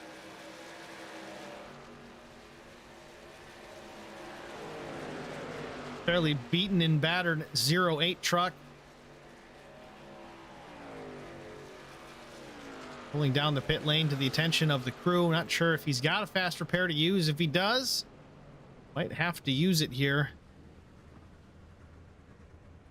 Right side's going up. Maybe not a fast repair to use. No required. Right sides are on. Left side's going on.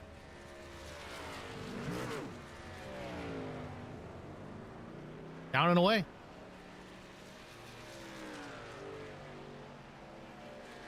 Bobby Hall Jr., Chris Goins, second and third. They cross the line. Lap 81 is on the board. These guys may stretch it another lap, maybe two. We'll see.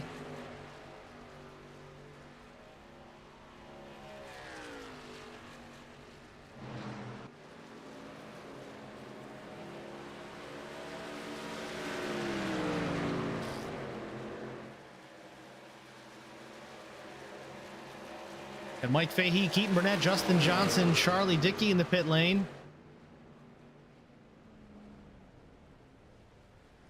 Justin in his stall, right side's already on. Crew going around to the left. 4 tires and fuel for Justin Johnson. Good stop, down and away. 14.58 second pit stop for the number 10. To gain some positions on that cycle by Keaton Burnett. Mike Fahey. Leader is in pit lane though. The 315 on the pit lane for his scheduled green flag stop. New leader Bobby Hall Jr. goes around one more time. This is going to roll out to the end. If we stay green the balance of the race, again knocking on wood, that extra lap of fuel could make all the difference for Bobby Hall Jr. and Chris Goins. 4 tires and fuel for the 315. Clean stop, down and away. 15.4 seconds.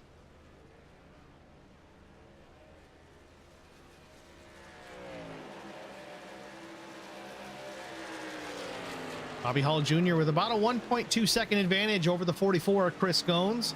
And Worthington's third spot. Wes Wiegand fourth, and Dakota Shepard your top 5. Hairy moment there for a minute, though. Bobby Hall Jr. trying to get to the pit lane, trying to squeak through another truck. Hall and Goins in the pit lane the same time. Dan Worthington going to follow in the top 3 in for scheduled service here. Lap 83 of 150, the Lonestar Racing Make-A-Wish charity race. Leaders starting to get scheduled stops, tires and fuel for all.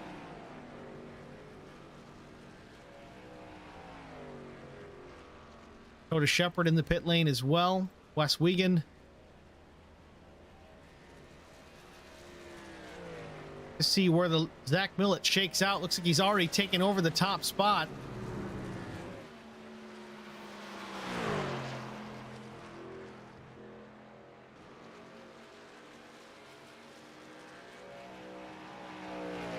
Wow. Zach Millet really gained some time on that cycle. Steve Baldwin in the 4 truck. He's running in the second spot. Zach Millet after his pits. Pit on lap 81. Bobby Hall Jr. was the second place running truck at the time. He's now 12.5 seconds behind Bobby Hall Jr. That is a pretty big deficit to make up here. I know we've got plenty of time left and some more pit stops to come throughout the event. Zach Millet in cruise control already. Lap 84 of 150. Still a couple of trucks left to hit pit lane, though. Baldwin Jr. Well, looking further at it, they actually pit much, much earlier, so they are just off cycle. Baldwin Jr. lap 70. Dylan Wallace was lap 71. Corey Henry 72. We covered that stop.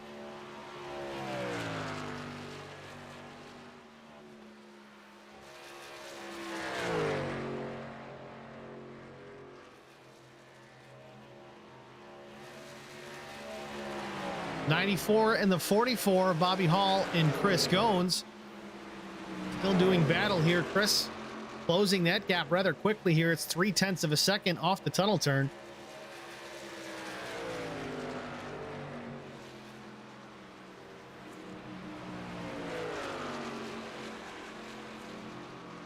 Just past halfway. Again, let's take a small break from the action and thank the sponsors, of course, Lonestar Racing, Lone Star Nation.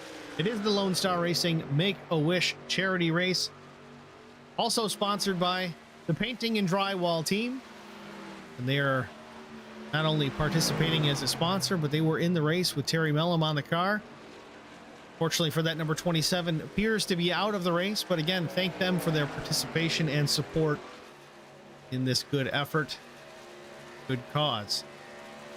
And by Indigo Oilfield Services LLC, a subsidiary of Ken Satellite and Potable Water Hauling LLC.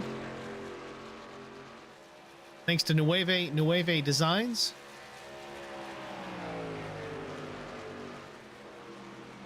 And the Joe Six-Pack podcast for the rest of us. And the 12 of Slade Johnston. Big thanks goes out to all the sponsors for the Lone Star Racing Make-A-Wish charity race.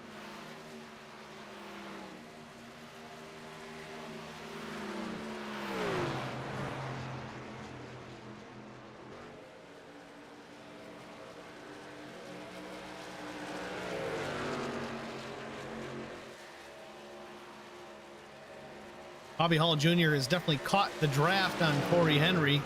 Certainly aiding in him starting to run away a little bit from Chris Goins. Chris being real easy on the truck. That Toyota Tundra looking pretty clean. I don't think he's had to burn a fast repair for anything at this point. Again, the saving tires, it seems like we've kind of gotten into a rhythm here. Long stretch of green flag racing that's gone on, I think, since lap 51. We're at lap 87 right now. Chris Goins running in the 6th position after the cycle of pit stops. Some guys have cycled to the front of the field. Steve Baldwin Jr., Dylan Wallace, pit lap 70 and 71 respectively. They've moved up into the 2nd and 3rd positions, as well as Corey Henry losing the spot now. Corey Henry back to the 6th position. Corey pit lap 72, so just a bit older tires on that HendrickCars.com Silverado. And Corey's showed some speed here this afternoon, without a doubt. A contender. Everybody's getting pretty strung out. Again, with differing pit cycles and pit strategies, it's going to have to wait and see how this shakes out at the end of the race. About 13 laps shy of the 2/3 mark of the event.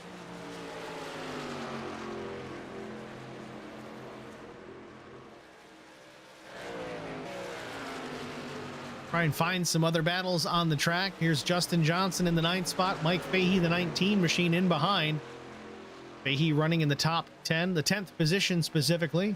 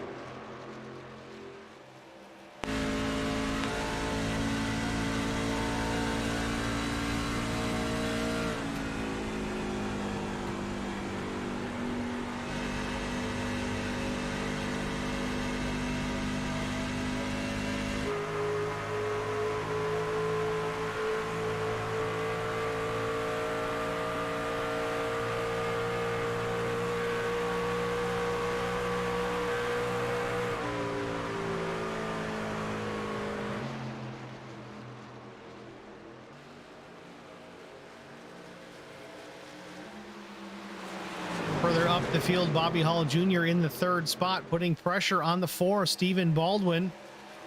Baldwin Jr. in the Ford UPS Toyota Tundra, trying to hold off the advance of that 94 truck. Bobby Hall Jr. has shown some serious speed here this afternoon. A little bit of a wiggle, a little bit of a push off the 94. Still able to keep the momentum off of turn number 3 down the front stretch. They're just about door to door, crossing the line into turn number 1. It's amazing how long this front stretch really is as they work into turn 1 just now. Baldwin Jr. takes the low line. Hall Jr. up top, a little wiggle, but still keeping his foot in the throttle, takes over that position, move Bobby Hall Jr. to second. While that battle continued, it allowed Chris Goins to catch up a bit, get the draft of the 4 as well. Now Chris Goins taking a look into the third spot, in through the tunnel turn. He's got it. Dylan Wallace says the same thing. I can take over that position. He's right there looking as well. Wallace runs 5th, Baldwin Jr. 4th. Wallace unable to really follow the rest of those 2 guys in by. Wendy Irish in the Facebook stream chat wants an in-car of the Worthington machine. You ask and you shall receive. I don't usually take requests, but you know what? I'll make an exception. Riding on board with Daniel Worthington, the 6th place machine. Clean and green out in front of that 113 truck. At Corey Henry in the 5 just in behind. Let's take a look out the rear window and see what he sees. Safe distance back, about half a second back to the 5 truck.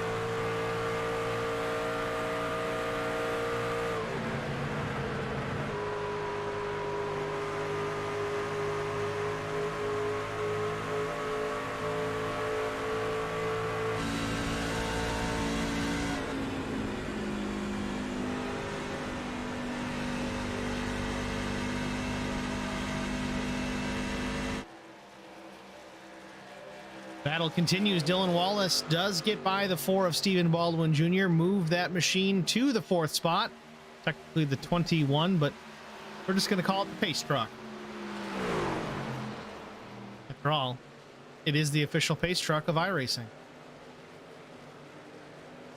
That's such a cool paint job.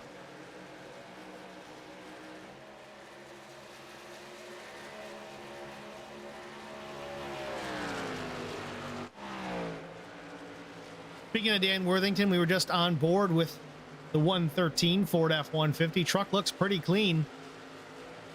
Lap 92 of 150. Still a ways to go to make it home. Couple of stops that are going to have to take place before we can call it a day. Been a real clean race since we got a few cautions in a row taken care of, but we've been green flag since lap 51. Moving right along here from Pocono Raceway.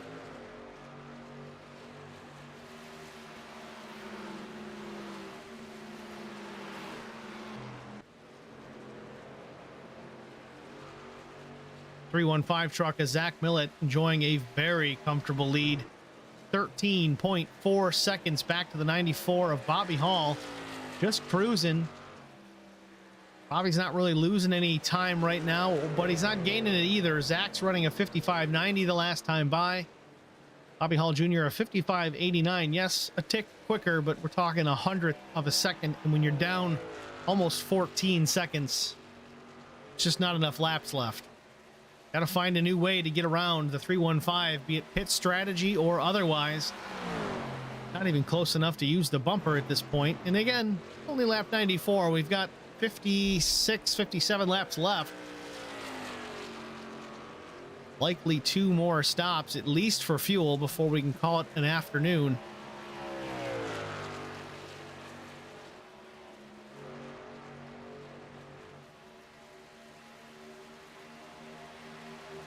Justin Johnson up to the 8th position. Justin is really having a good afternoon. Slowly working his way through the field. He's up to 8th, into the top 10. Mind you, he started, I think it was 26th on the field. So he's up 18 cars, 18 trucks since the drop of the green flag. Does have some lap traffic just ahead of him, but Keaton Burnett, Mike Fahey in behind. A little wiggle out of the 26 of Burnett. Truck was a little bit slideways off the corner. 27 of Justin Hall just in front.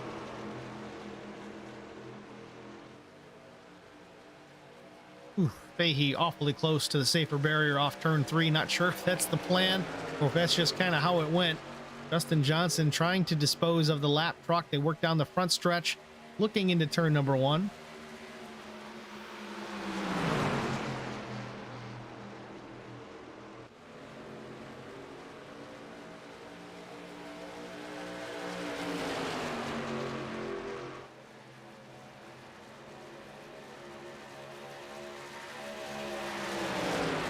Justin Johnson disposes of that lap machine. Now it's Keaton Burnett's problem. All slides up to the high side a bit. Now Mike Fahey down below. And he is also clear. Johnson, Burnett, Fahey, 8th, 9th, and 10th.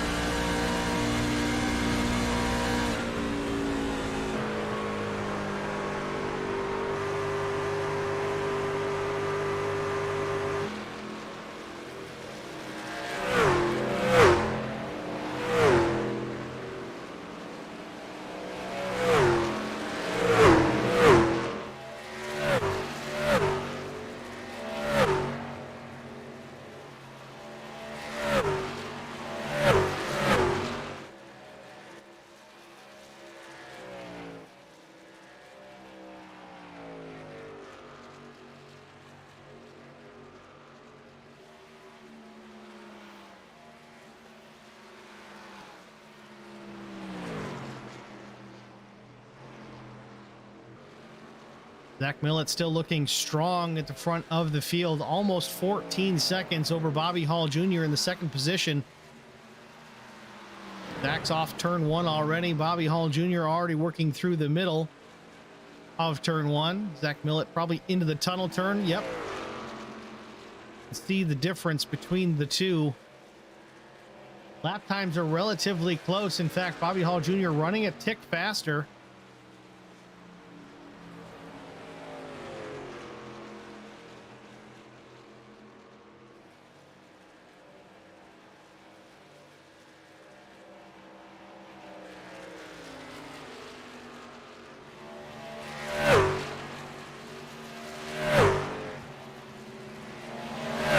Is Zach Millett going by right now? See the difference back to second place. Bobby Hall again, almost 14 seconds. Still no 94 truck as of yet. And there he is with Chris Goins in tow.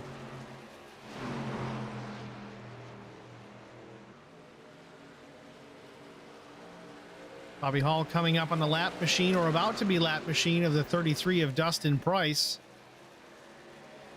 Price running in the 16th position.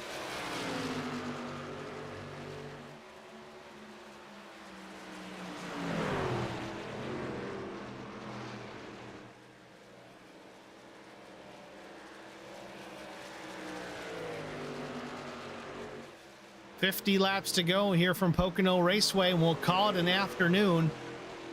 Zach Millett looking still very strong here at the Raceway. Been out front pretty much since the drop of the green flag at lap 51 for sure. There was a bit of a pit cycle there. We pit under the green flag. Why the field is so strung out the way that it is at this point.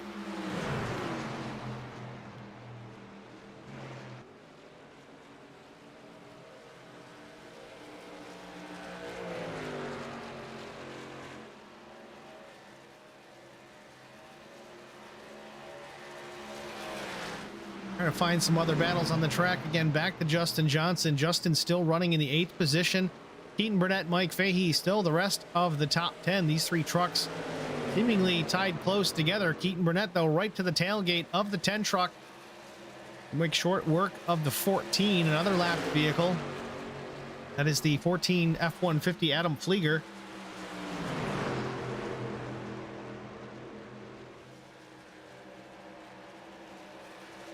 Really seems that these three trucks are content just to ride in line until a little closer to the end of the race. Again, 48 plus laps before we see a checkered flag.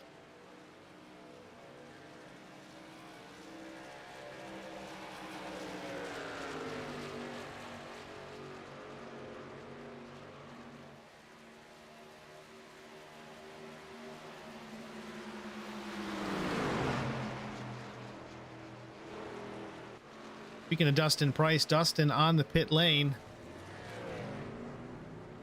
Like a scheduled stop for the 33.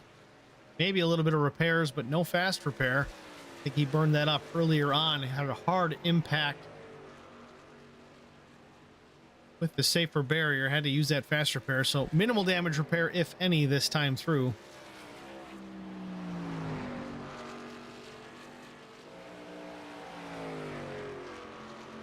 Gonna start seeing some of these guys hit the pit lane again. We're already coming up on another set of green flag stops. These are the guys that pit around the lap 70 mark. Remember, the leaders pit around the lap 80, 81, maybe 82 in that range. So you're gonna start seeing some guys peel off the racetrack. Again, regular scheduled service, some guys off cycle. Start doing some math here. You can see where this is gonna shake out come the end of the race. You see the 4 misses the pit box. Baldwin has to back it up.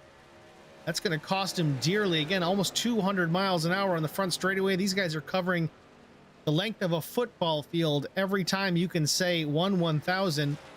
That is a big distance and a big disadvantage, a big loss of time for the 4 of Baldwin Jr. He is down and away.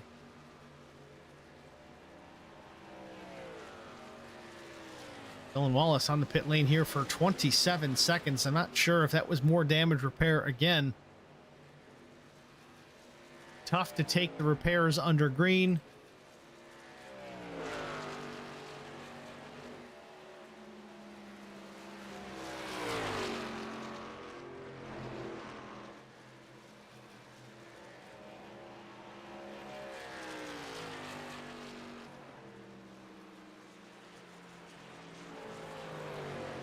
Tristan Sykes peeling off the track, hits the pit lane as well.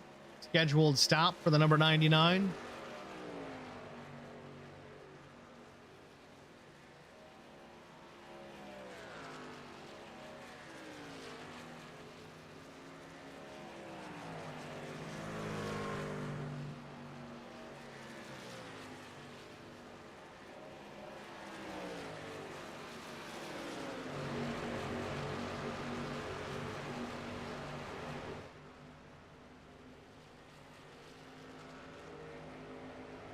More tires and fuel for Tristan Sykes as well. 46 laps to go here from Pocono Raceway.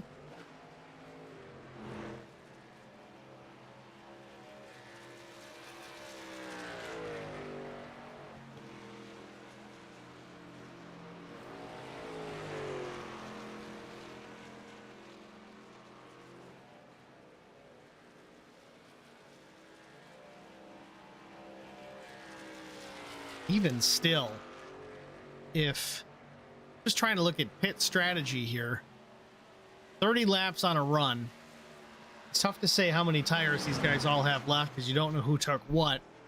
But at 106, say 105, lap 135, you're going to see this group start to pit again, maybe a little bit sooner.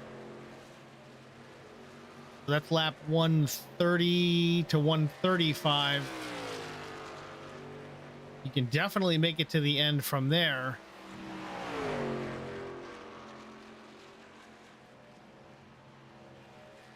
But even these guys out front that are 10 laps later, they're still going to need to pit the same number of times as everybody else. So it's going to come down to new or old tires. They can pit at lap 120, 121, and definitely make it to the end. I'm going to wonder if these guys that pit this most recent time take the opportunity to short pit.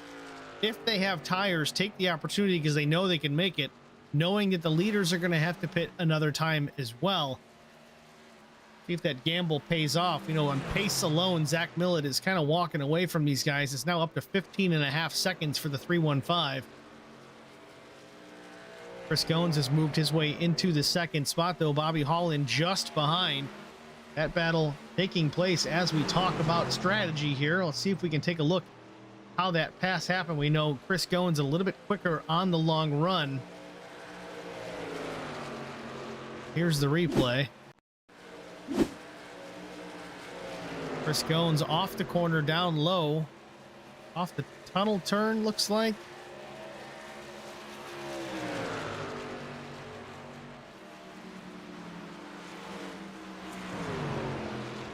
Now that was actually off turn number one. Chris Goins got the run off turn one, down low, takes the spot away, move the 44 up to the second position. But now Bobby Hall takes it back. While we're watching the replay and how it happened, well, let's take a look again. How did Bobby Hall take the spot? Kind of the same thing. Turn one, down low, gets the advantage into the tunnel turn, takes away second position from Chris Goins. A little monkey see, monkey do, but it worked out.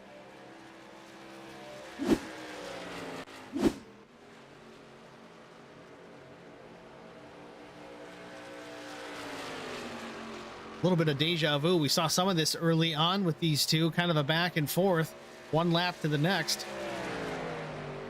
Chris might just begin trying to see what that truck is capable of later on in the run. They're getting close to another round of green flag stops.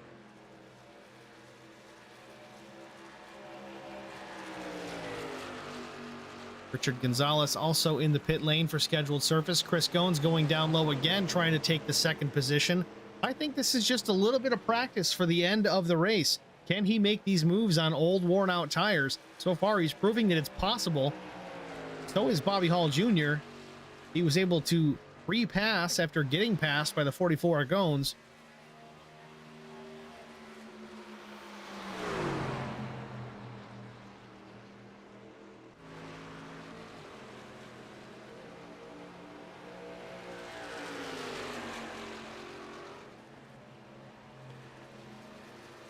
Now remember the last pit cycle, Zach Millett, the 315 truck, hit the pit lane about a lap sooner than Hall Jr., Goins, and Worthington. Those three came down the pit lane together about a lap later than the 315. We'll see how that pans out again. Will it be another lap again or maybe two?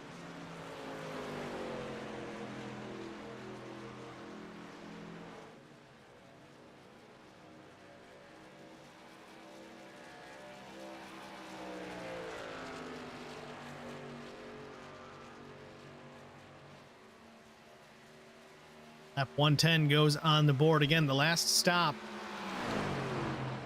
for the leader, Zach Millett, lap 81. Paul Goins, Worthington, lap 82. So you can see these guys at any point in the next few laps.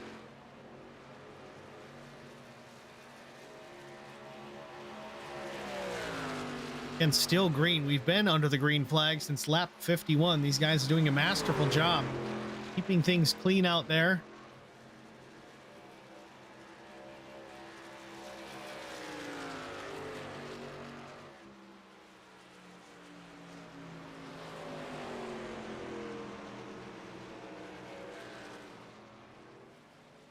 Chris Goins peels off turn number 3. He's going to hit pit lane now. Might as well. He's got one more stop he's going to have to worry about anyway. With this cycle, it's lap 112. He's going to have to hit pit lane one more time before the race is over. And it's going to be with less than 10 laps to go if it's still a 30-lap run. Goins in the pit lane all by his lonesome this time. Usually, last time at least, came down with Bobby Hall Jr. and Dan Worthington. Maybe deciding to do this. Less congestion, less risk of a wreck entering pit lane. He's within the window anyway. Right side's going on. Of course, enough fuel for a full run. 2 cans of Sunoco Racing fuel going in. Left sides are up and on. Down and away, the 44, Chris Goins rejoins the race, lap 112. Expect to see him in and around lap 140, 142. Again, that'll be with less than 10 laps to go. He's going to have to stop, maybe for a splash and go. And have to see if we stay under green all the way to the end. That is the cards that they are dealt with. As you see, Zach Millett has gone by Chris Goins, putting the 44 a lap down. Again, Zach does need to hit the pit lane still. Scheduled service for that machine, maybe this time. Goins kind of checking up, knowing that he may be going soon. 27, a lap truck as well. Justin Hall getting around that machine as well. 37 just ahead. Charlie Dickey, that is a lead lap car for now. I don't know if Zach's going to try and push the issue here or not. Jones on fresh tires, though, awfully quick. Can actually cause some problems here for the 315, just positionally. Zach's going to want to get to pit lane here in the next lap or so. Goins hangs on his left side door. He's going to really have to check up. That's going to cost him some track position time-wise, but it doesn't look like it's going to happen. Goins, of course, fresh tires, going to be much faster through the corner. Doesn't want to waste that advantage. Goes on by the 315. And Justin Johnson, I'm getting a word here, gets popped for speeding on the pit lane. Tough break for the 10 of Justin Johnson. Had a good run going into the top 10. That's a 40-second penalty in the pit lane. Back out there, he's running 14th, but not on the lead lap anymore. Tough break.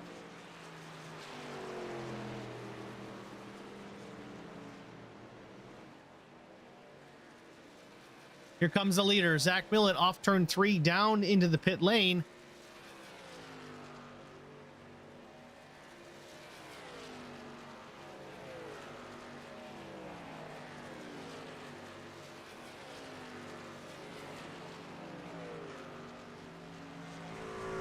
This is really going to be interesting. Zach Millett in the pit lane.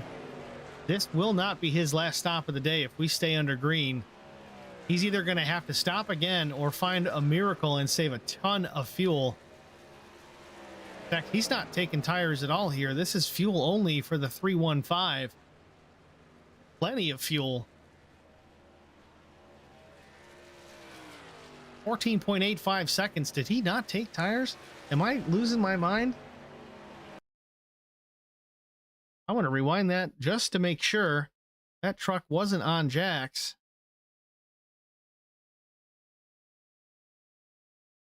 That was a fuel-only stop. So the 315 must be out of tires, or if he's really chancing it, waiting till the end, knowing he's going to have to pit. Meanwhile, Charlie Dickey has crashed. We did not get a yellow flag for that. Let's take a look at it. 37 machine. This might have been trying to get to pit lane, so that's why we didn't go under yellow. Gets it crossed up, locks it down, keeps it off the wall, but that's not good for the tires on the truck. You got to hope he's got a set to put on. In fact, he decides to stay out. Interesting.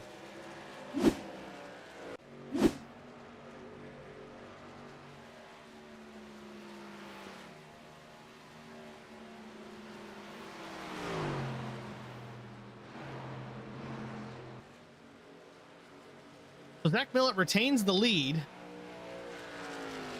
Lap 115 of 150. Again, we're all going to need to stop again for fuel unless Zach manages to save a ton of fuel before the end of this race. Okay, so Zach pit lap 113. If he keeps it in the throttle, he's going to have to pit at lap 146. So I don't know if he's going to be able to save 4 or 5 laps of fuel. Chris Goins is in the second position, 10 seconds behind. Chris has fresh tires. I'm just curious if Zach has another set over the wall, and if this is the strategy he's playing at final stop. I think you get more use out of fresh tires on this run, which is a full run, rather than doing it with 4 to go. He might be out of tires.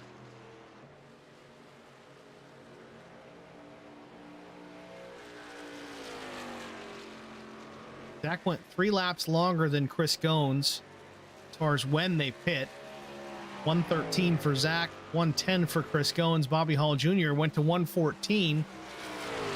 But even still, that's still short of full distance. If we stay green to the finish, these guys still need to hit the pit lane again.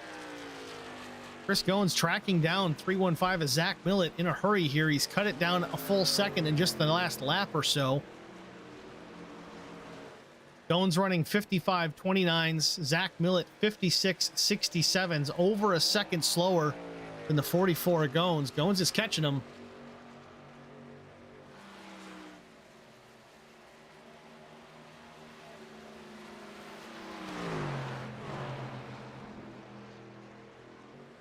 And have to keep an eye on the lap times between these two.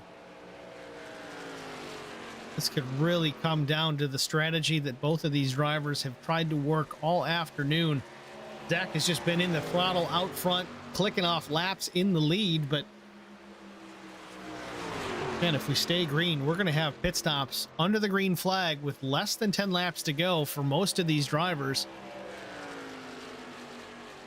Some pit earlier. Again, that was closer to like lap 106, 104, but those are some lap down trucks.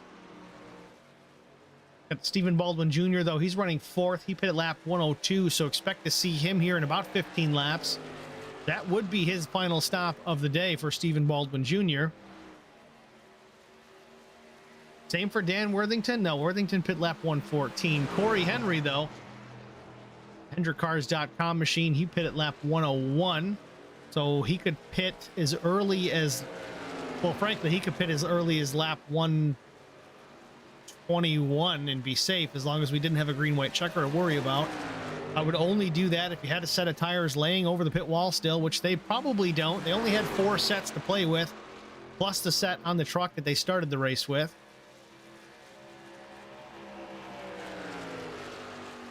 Certainly going to come down to crunch time here. 9 cars still on the lead lap. Let's go through it. Zach Millett, Chris Goins, Bobby Hall Jr., Stephen Baldwin Jr., Dan Worthington, the top 5. 6th, Corey Henry, Mike Fahey, 7th. Dylan Wallace, 8th. Wes Wiegand, 9th. Keaton Burnett is 10th, 1 lap down. Justin Johnson worked his way back up into the 12th position. Still a good run this afternoon. Unfortunately, got popped for speeding on pit lane. Tough break for the 10 truck of Justin Johnson. Had a better run going than even is indicated at this point. Was looking at a top 10 for certain.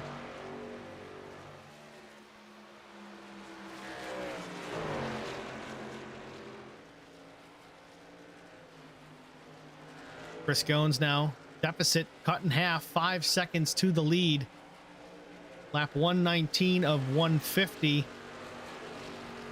Again, these guys can start to pit here in the next lap or so. I know it would be a short pit situation. Again, I wouldn't do it unless I had tires. Almost want to run this thing dry as far as you can go. Get that splash and go at the end. Put as little fuel in it as necessary to get to the finish.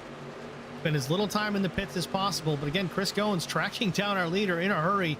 It's less than 5 seconds now as Chris Goins works off turn 1.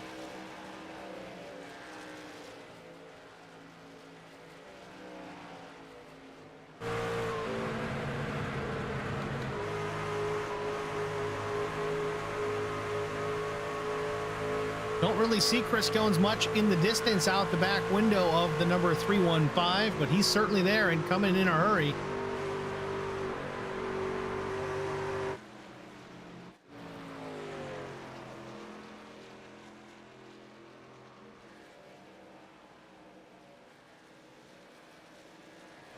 Bobby Hall Jr. a full 7 seconds behind the 44, Chris Goins.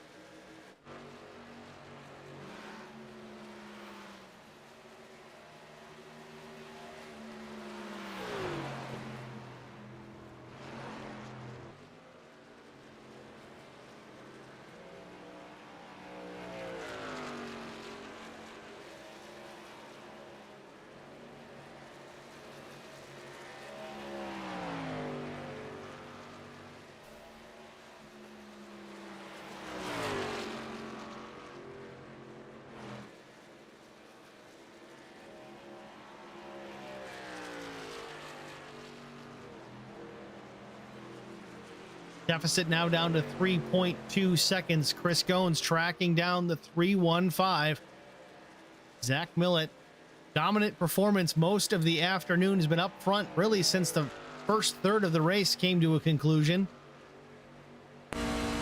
Looking ahead with Chris Goins on board.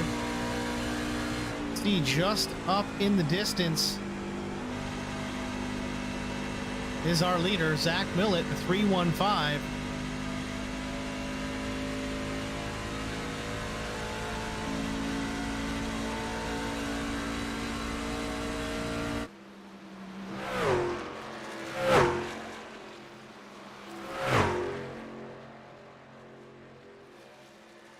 .3 seconds the advantage for the 315 truck. Lap 122 of 150. Curious if we'll see anybody peel off early. Everybody's within the fuel window at this point. Can stop now and make it to the finish.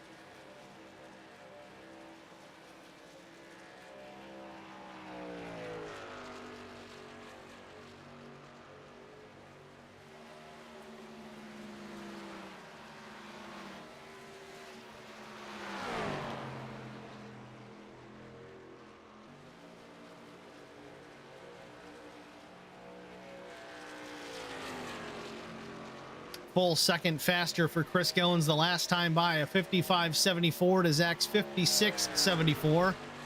Gap now less than 2 seconds, a second and a half back to the 44 of Chris Goins, reeling in the leader here late in the going. Lap 123 of 150. One more pit stop to go. It'll likely be a splash and go for all of the top lead lap drivers.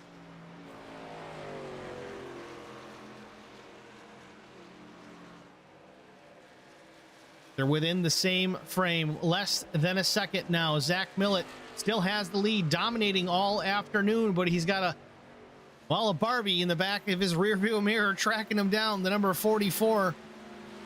Barbie-sponsored Geico local office machine is there, less than a second, almost a half a second. They're off turn number 1. That pink Tundra getting larger and larger in the rear view mirror of Zach Millett. 26 laps to go from Pocono.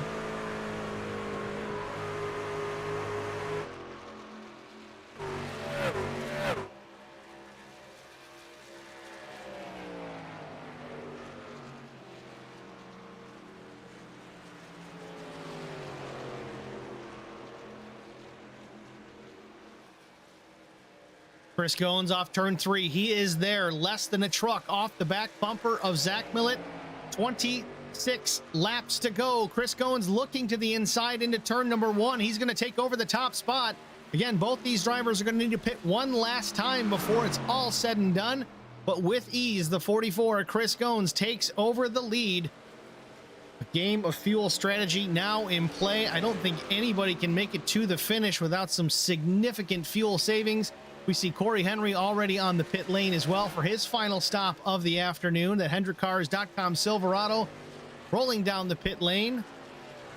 This will likely be a splash and go for the number 5. Again, 26 laps to the finish. That's actually almost a full fuel run.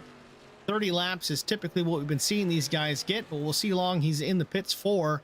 Comes to a stop in the pit box. Ooh, tires going on the 5 truck. Surprised he didn't take those a little bit sooner. 4 tires and fuel for Corey Henry. Interesting. Down and away. Good stop. 14.9 seconds.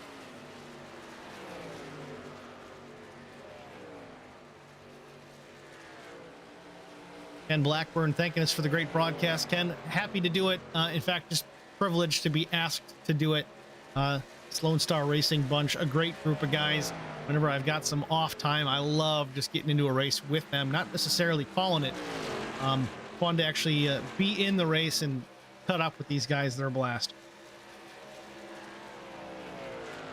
Chris Goins extending his lead now to 1.3 seconds over the Zach Millett truck. Zach has been dominant all afternoon. Chris may have pulled one out of his hat here. 25 laps to go. Lead lap cars really still going to need to hit the pit lane for one last stop. Top off the tanks to make it home. We can't go all the way. We see some guys pulling down right now. Kristen Sykes, Drew Prail, Adam Flieger.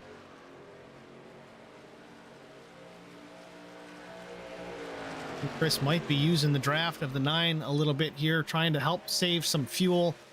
Still, I don't see him being able to save enough to make it all the way to the finish with a 30-lap fuel run. Unless these guys were short pitting every time, I just don't see it happening.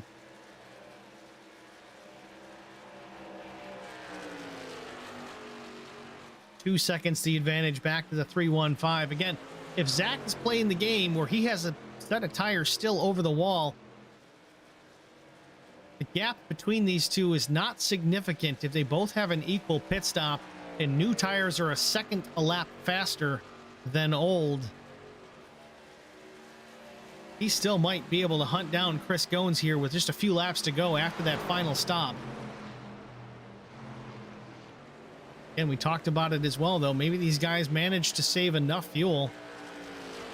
I'm going to ride on board with the 44, see if he's in fuel conservation mode. If it was me at this point, knowing I got to stop, I'd be running like crazy to get away from the 315. Let's go on board.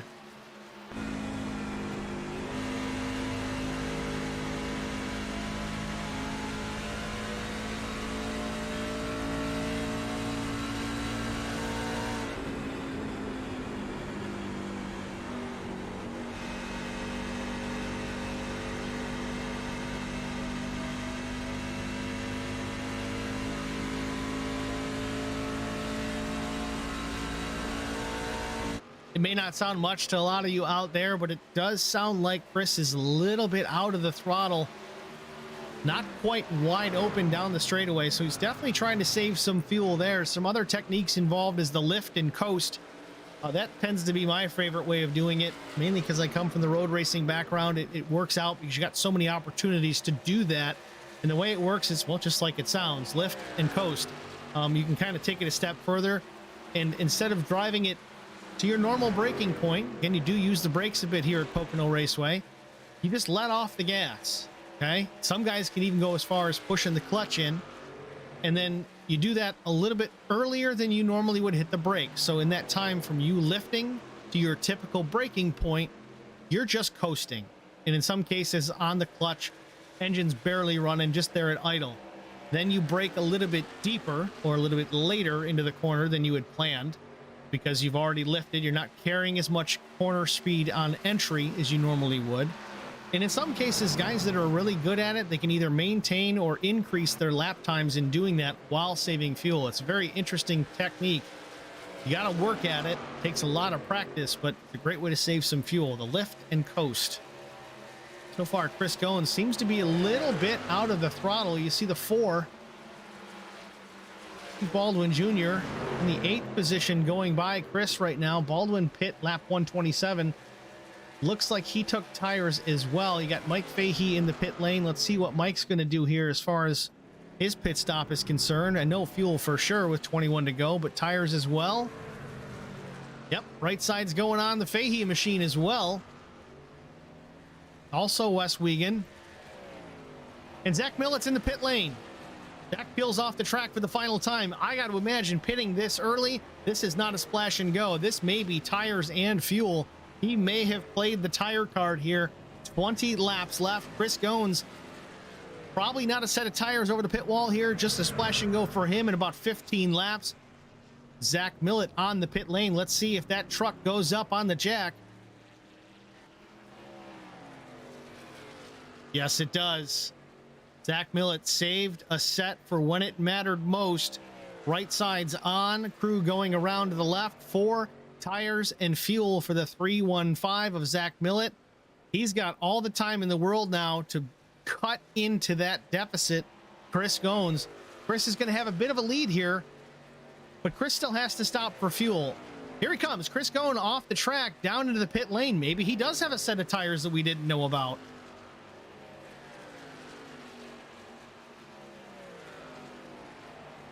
Man, I'm nervous and I'm not even racing.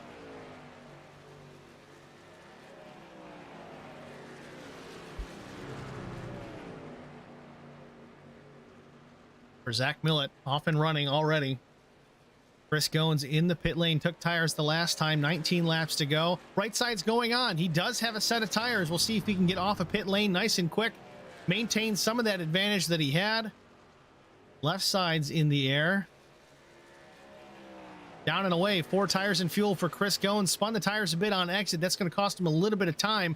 Let's see where it shakes out with the 315.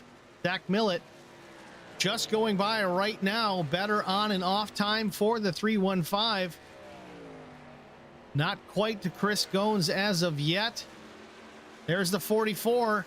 Does rejoin in front of the 315, but Zach really made up some time on that round of stops.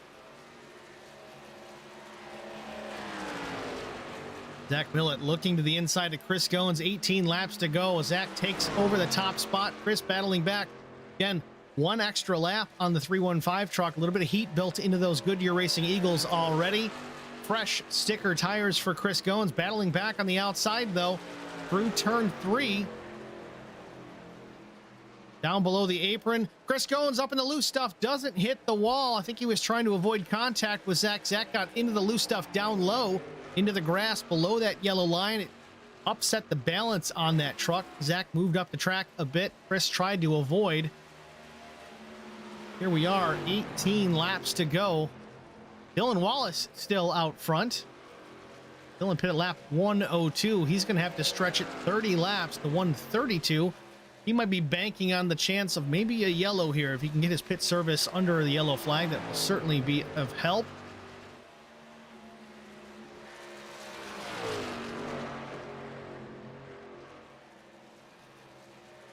Looking at the time, though, I'm not really sure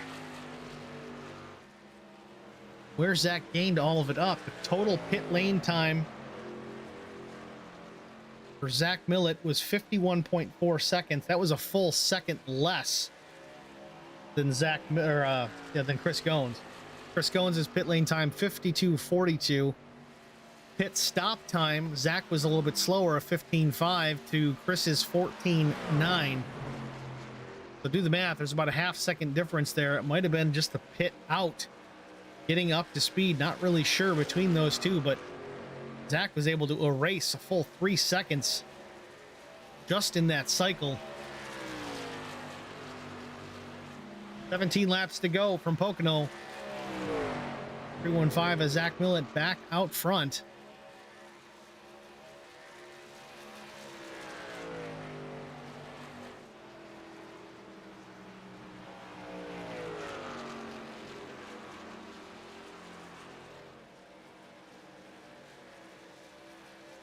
Ken Blackbird, he gained by pitting 1 lap earlier. Yeah, I mean, I see that, but that's your in lap into the pit lane, and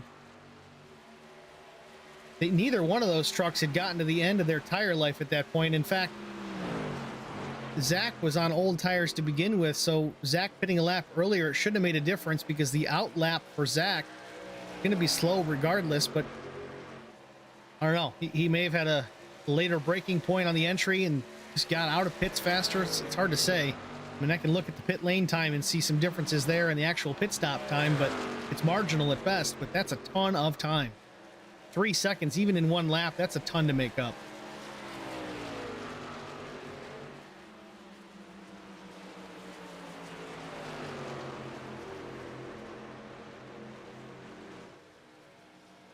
We got Doug Burns and Alan DeRocco already watching here in the Facebook stream. Just in time, 15 laps to go. Caution. And the caution is out. Chris Goins has crashed. You want to stay out, we'll stay out.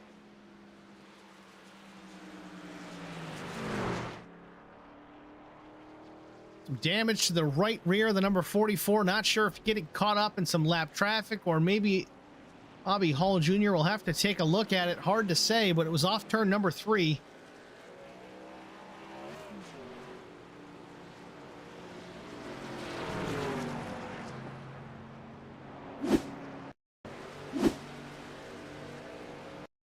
Chris Gones, this is turn 3 on exit. See the 44 Gones down low, the 14 up high.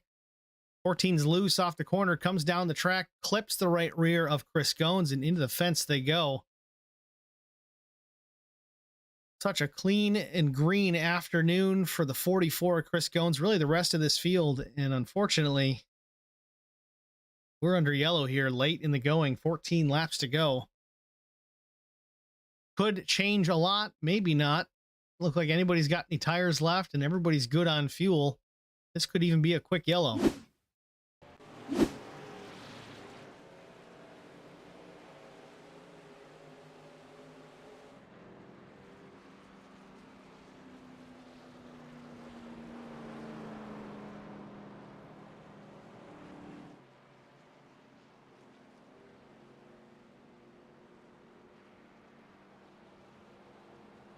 Well,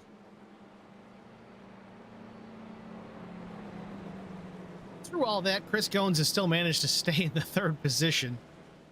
I'm not really sure how that truck is going to handle, though, with the right rear damage. Maybe not so much handling, but more so aerodynamic efficiency. The thing's going to be slow on the straightaway. If he can keep in the draft, he might be all right. Sitting top 3 right now. Bobby Hall Jr. has shown some speed all afternoon. He pit lap 132. Really, Bobby's got 2 lap pressure tires than the leader. Worthington's been quick all afternoon. Steve Baldwin's worked his way into the top 5.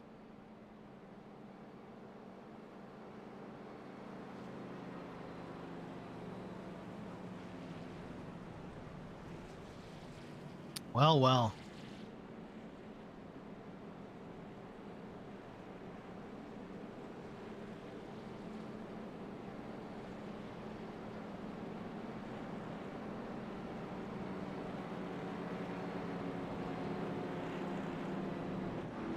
Chris Gones is going to chance it. He's going to stay out.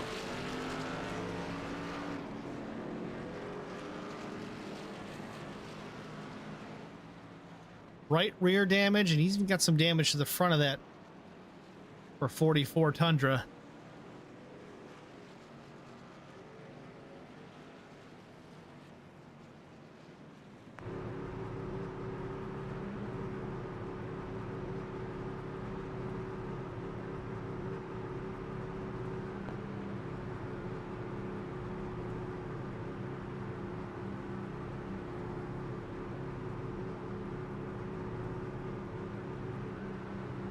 Chris Gones is going to have to keep it in the draft to Bobby Hall Jr. if he's going to bring this thing home with a top 5. It's unfortunate for the 44.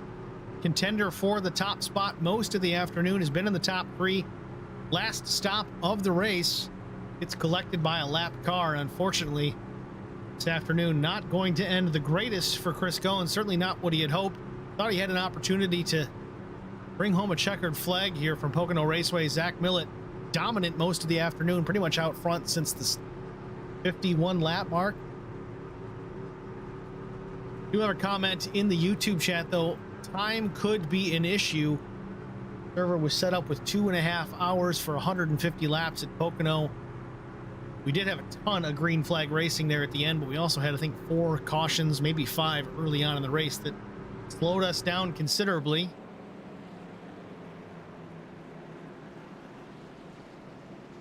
But with time an issue, it might be a good thing for Chris Gones. Could hang on to a top 3, maybe a top 5. We'll see how it pans out. On my end, we may not get back to green, to be honest. It's 2 hours, 28 minutes and counting on the official time limit. We're going to be short. We got 12 laps to go. We're definitely not going to make it to the conclusion of the lap count. This one might belong to Zach. Pace car lights are off. Going to have to pick up the pace to get around. We might get one more lap in before it's official. We'll see.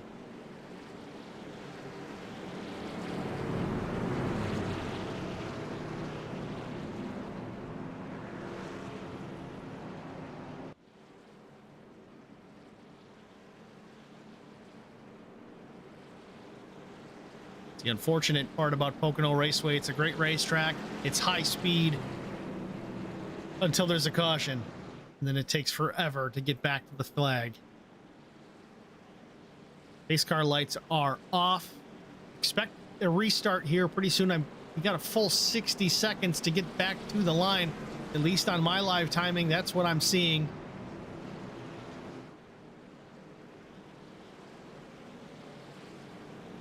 I mean, if it's me, I'd say count it down now and clear the black flags, let them go, but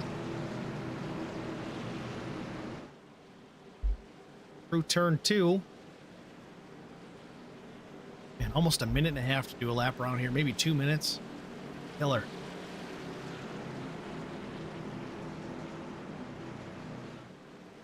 Right now, Bobby Hall Jr. is going to have to be quick on the throttle here. They could all wad them up coming to the flag, too. You never know. Stay tuned. It might be over shortly, but the winner is certainly not definite. Pace car off of 4, lights off. Getting ready to peel off the track with 5 seconds on the clock. Green flag. Green flag is in the air with 2 seconds to go. We're underway again. Pocono Raceway, final restart of the afternoon. Zach Millett, good restart by the 315, and there's trouble in the back. Front straightaway, back of the pack. We stay under the green flag. Not sure if this is the last lap. The flag has not officially waved as of yet.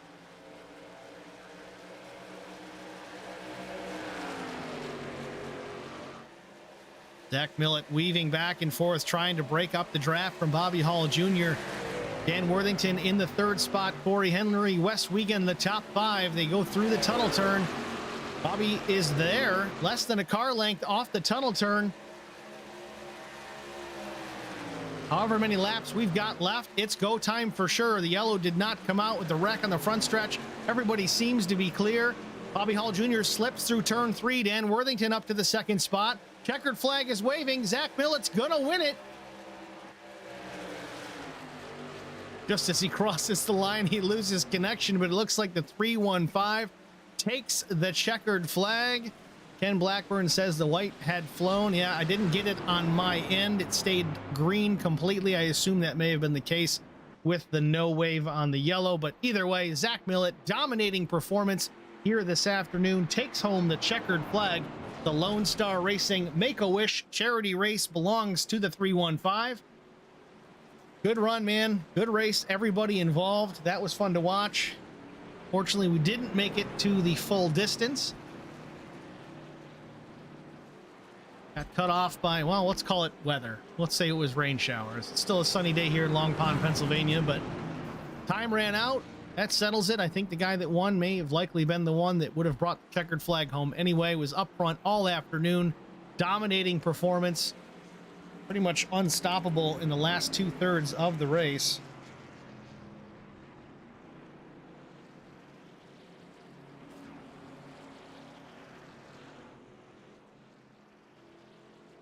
Maybe just in time. Zach Millett having some connection issues once again right as he crossed the line. That would have been a doozy.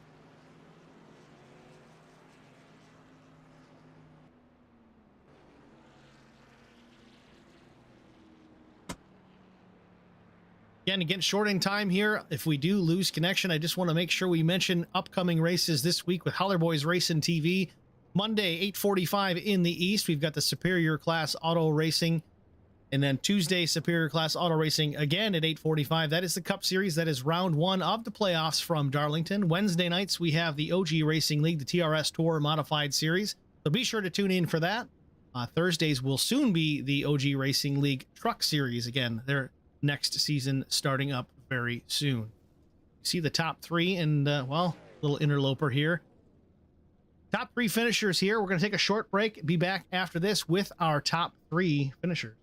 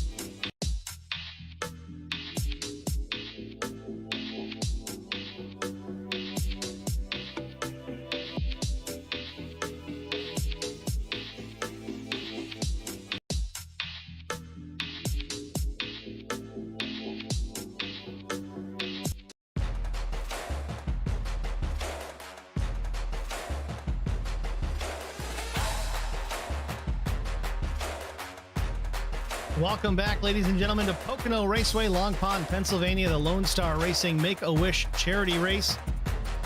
It's in the books. Zach Millett, a dominating performance here this afternoon. That 315 truck taking the checkered flag in dominating fashion. Trying to get him actually into the broadcast booth here momentarily. This might be him. Bear with me just a minute. We're going to double check, make sure we do have him. I think we might. Stand by.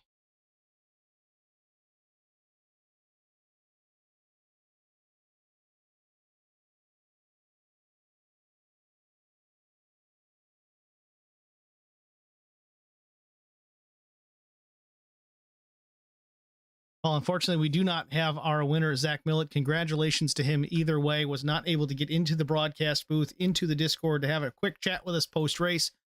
Again, I hate it, but it is what it is. Sometimes it just doesn't work out. Again, a dominating performance by the 315.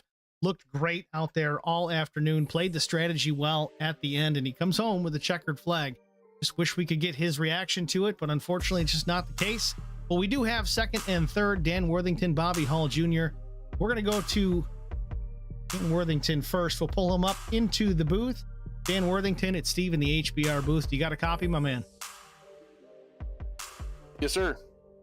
Well, tell us about your afternoon, Dan. You looked stout. You worked your way up through the field. You started fifth. You finished second. Was tire strategy, fuel strategy? I mean, how did you play it there at the end? We saw some guys on the second to last stop not take tires, opted to do it on the final stop. It worked out for the winner. What did you do? Yeah, I took tires there with, what was it? I forget how many to go. And then I said, I'm going to wait till about 25 to go. Actually, it was 20 to go. And then the other guys started pitting. I think it was the leader. So I said, I'm going to do it. And I still had one set left. So I was just hopefully, I seen that last caution. And I thought, man, and then no one pit. I was like, all right. And I seen the 44 had damage. So just played in our favor. Yeah, it was definitely tires. Tires definitely was this race. We saw it kind of play out back and forth between Zach and Chris Goins. Unfortunately, Chris got tied up in an incident late in the race. Didn't work out great for him, but you're the beneficiary here. Second place finish. Unfortunately, we weren't able to talk to Zach, but we got you. That's just as good, if not better. Before we let you go, Dan, again, congratulations. Who do you have to thank helping you get this thing done here at Pocono? Oh, I got to thank Justin for putting this on, helping this good charity out. I got to thank the team, Flex Motorsports. Got to thank the wife for letting me do it. I got a bunch of family that watched me race. They really enjoyed it. Got to thank Charlie for this wrap and you guys for broadcasting. And it's just amazing what we can do for these charity events. And I had a blast. Certainly fun to call these races for you guys. I love doing it. It's a good time. It's certainly a challenge because they're usually big fields and longer races, but your family and your friends were in the stream chat saying hi, saying hello, and wanting us to ride along with the in-car camera with you as well. So that was kind of cool. We appreciate their participation. Everybody gets to play a part in the broadcast in these races. So that's always fun to have happen. Dan, thanks for joining us. Thanks for having a word with us here. Again, congratulations on the second spot. Good luck at the next one. Yeah, appreciate it. Thanks. It was Dan Worthington, our second place finisher here in the Lonestar Racing Make-A-Wish charity race from Pocono Raceway. Next up, we'll go to Bobby Hall Jr. Bobby, it's Steve Singer in the HBR TV booth. You got a copy? Yes, sir, Steve. Yes, I do. Bobby, congratulations. A top three finish. I think you kind of thought you would end up there by day's end. You looked real strong. I even thought you had a chance for a win here at some point. You were a fast truck out there. I think maybe tire or fuel strategy may have bit you in the end, but tell us about your afternoon nonetheless. Yeah, talked with a team for qualifying, and I was going to bite the bullet and do a very granny lap to do the hard charger. But the team is like, no, you're racing with a bunch of people you don't know. You might get wrecked out. Just do you. So we went and qualified, I think P3, I think it was. Yeah, looking at the live timing here, you finished third, you started third, so you didn't do worse, and that's a good finish, man. I mean, third place is the top three, so nice work.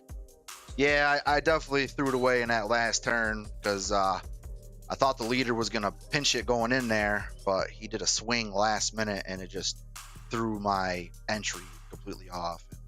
My teammate got me, and I was like, all right, I'll follow behind. What was your strategy late in the race? I know some guys with that second to last stop took their last set of tires. Did you wait until the final stop to do that? Yeah, so when the first caution came out, me and the team, we had a really hard discussion, and we decided just pit for fuel, no tires, and then just took tires after that. And that last caution, I was kind of hoping it wasn't going to come out, because I think I could have made it to the end on fuel. But I mean, it took 4 tires, and I think maybe I should have took 2 at the end, but just don't know what would have happened. Coulda, shoulda, woulda. Either way, a top 3 finish, Bobby. It was a nice run. Before we let you go, anybody on that truck you need to thank to help you get things done here at Pocono? Yes, sir. I'd like to thank you guys for giving us broadcast. LSR and Johnson and their crew for always trying to do best they can with charities and stuff. Team Flex, which is me, Dan Worthington, Dakota Shepard, Justin Hall, and Wes Wiegand that were in here tonight. Earl Shop, we'd like to thank. And everybody that participated. Put on a good show. Bobby Hall came in here. Sounds like he was prepared, or at least had a note card or two. Either way, nicely done, sir. Congratulations on the 3rd place finish. Good luck at the next one, man. Thanks for talking to us. Thank you. Hopefully we'll be able to talk to you again. 3rd place finisher, Bobby Hall Jr. I'm going to step into the green room here for just a minute. There's a couple extra guys in here. I want to make sure.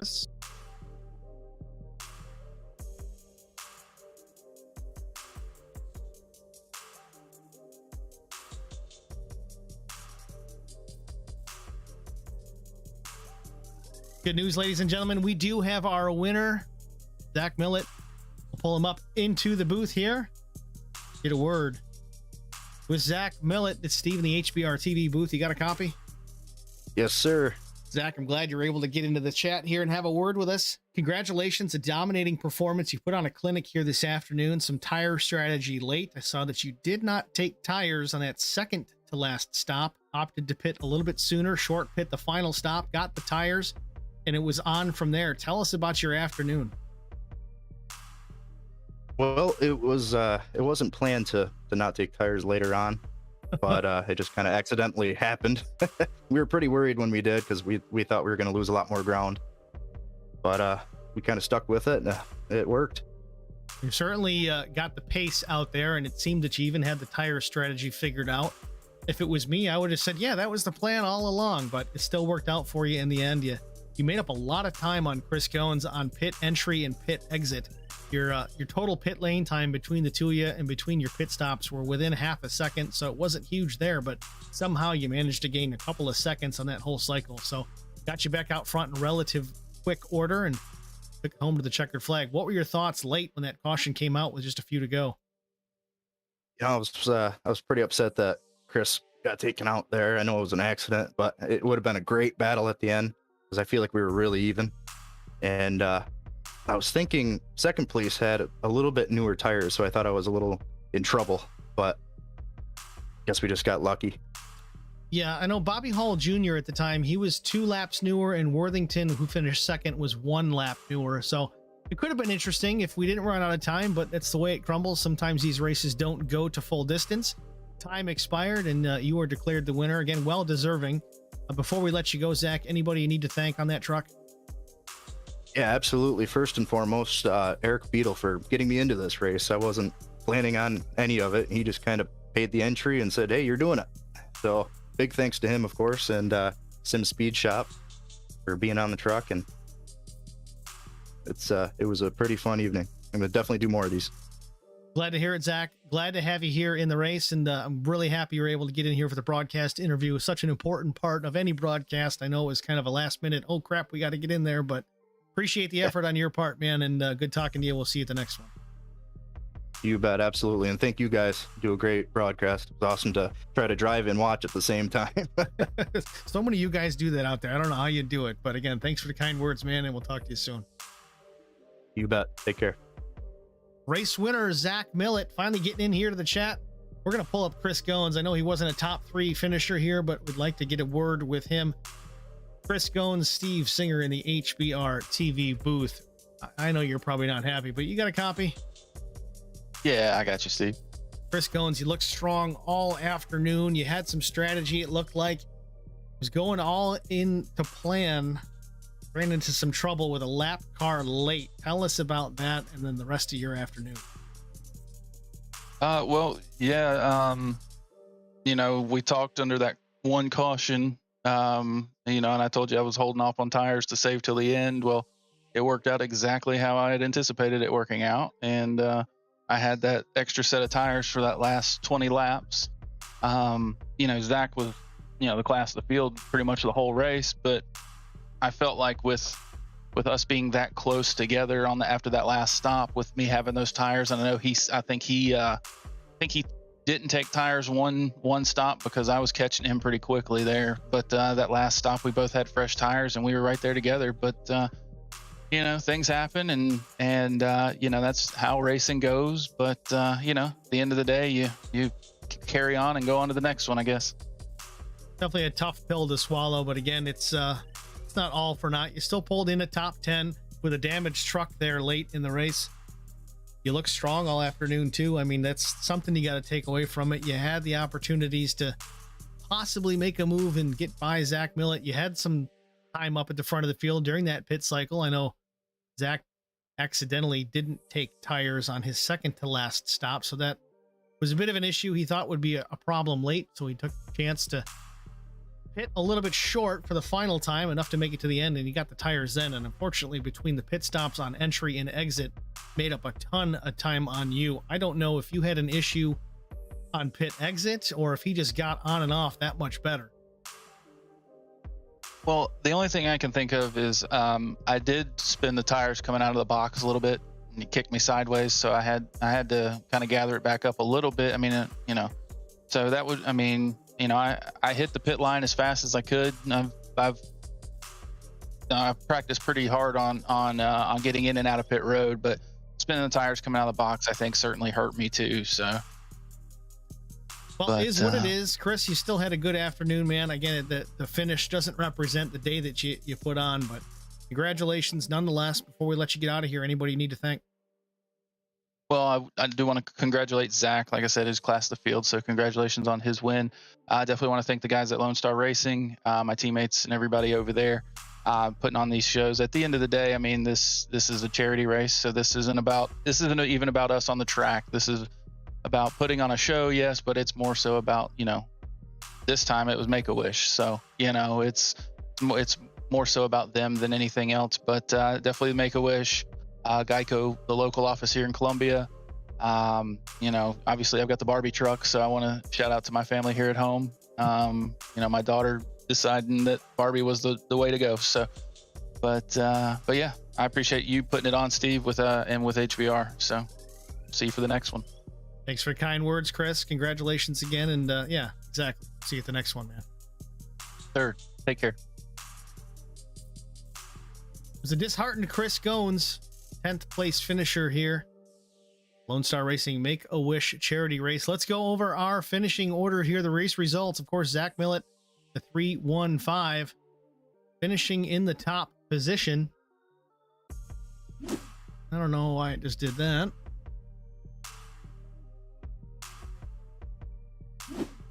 Ooh, okay, let's try that again. Zach Millett finishes first. Dan Worthington was second. Third place was Bobby Hall Jr. Fourth place, Corey Henry in the 28. Wes Wiegand was fifth. Mike Fahey, sixth. Seventh was Dylan Wallace. Eighth, Stephen Baldwin Jr. in the 4. Had some time out front, led some laps. Keaton Burnett in the 26 was ninth. And again, we spoke to Chris Goins, finished 10th in the number 44. An unfortunate finish, though it is still a top 10 for Chris Goins. It's definitely not where he expected to be. Justin Johnson battled back from a pit road speeding penalty to finish in the 11th spot. Dakota Shepard was 12th. Charlie Dickey was 13th. Richard Gonzalez was 14th. Dustin Price finished in the 15th position, with Tristan Sykes coming home in the 16th spot. Drew Prail, still think I'm saying it wrong, finished 17th. Justin Hall was the 18th place finisher. 19th was Steve Olosky. 20th, Ken Couch. 21st, Adam Flieger. 22nd, Josh Tart. 23rd, Cody Lewis. Jesse Redding was 24th. Terry Mello in the number 27. 25th. In the 26th position, Thorne Zimmerman. Kenneth Webb finished 27th. Drew Blaze. Drew looked fast early on, too. Was one of the first trucks out, unfortunately. Burned fast repair real early and caught up in a wreck right after that. Finishes second to last in 28th.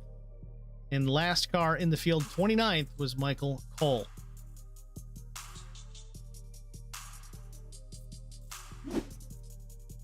So that's a wrap, ladies and gentlemen, from Long Pond, Pennsylvania. That has been the Lone Star Racing Make-A-Wish charity race from Pocono. Been a good old time. 150 laps of great truck racing action here we just saw in store. If you need to go back and watch it again, it is posted, of course, on the Facebook side, but it is there in forever memoriam on the YouTube side, so please go ahead and check that out. Again, we do need to thank the sponsors, Lone Star Racing for putting it on, Lone Star Nation, of course, being a major part in this as well. We also have to thank the Painting and Drywall team, again, a major sponsor of the Lone Star Nation, Lone Star Racing charity race here for Make-A-Wish. And to Indigo Oilfield Services, LLC, a subsidiary of Ken's Satellite and Potable Water Hauling, LLC. And by Nueve Designs. And the Joe's Six Pack Podcast for the rest of us. And the number 12, Slade Johnston. Once again, ladies and gentlemen, I'm Steve Singer with HBR TV. Please like, follow, subscribe. Facebook.com/HollerBoysRacingTV and also on the YouTube side at HollerBoysRacingTV. Pick whichever you like. I run them both when I do my streams, so you can chat with me in both of them. I got both of those up and running, so I try to keep my eyes on it while also watching the race and trying to call the action. Certainly appreciate your participation in the stream chats, both on the Facebook and YouTube side. Makes it more fun for me, honestly, and I love to interact with the crowd, so to speak.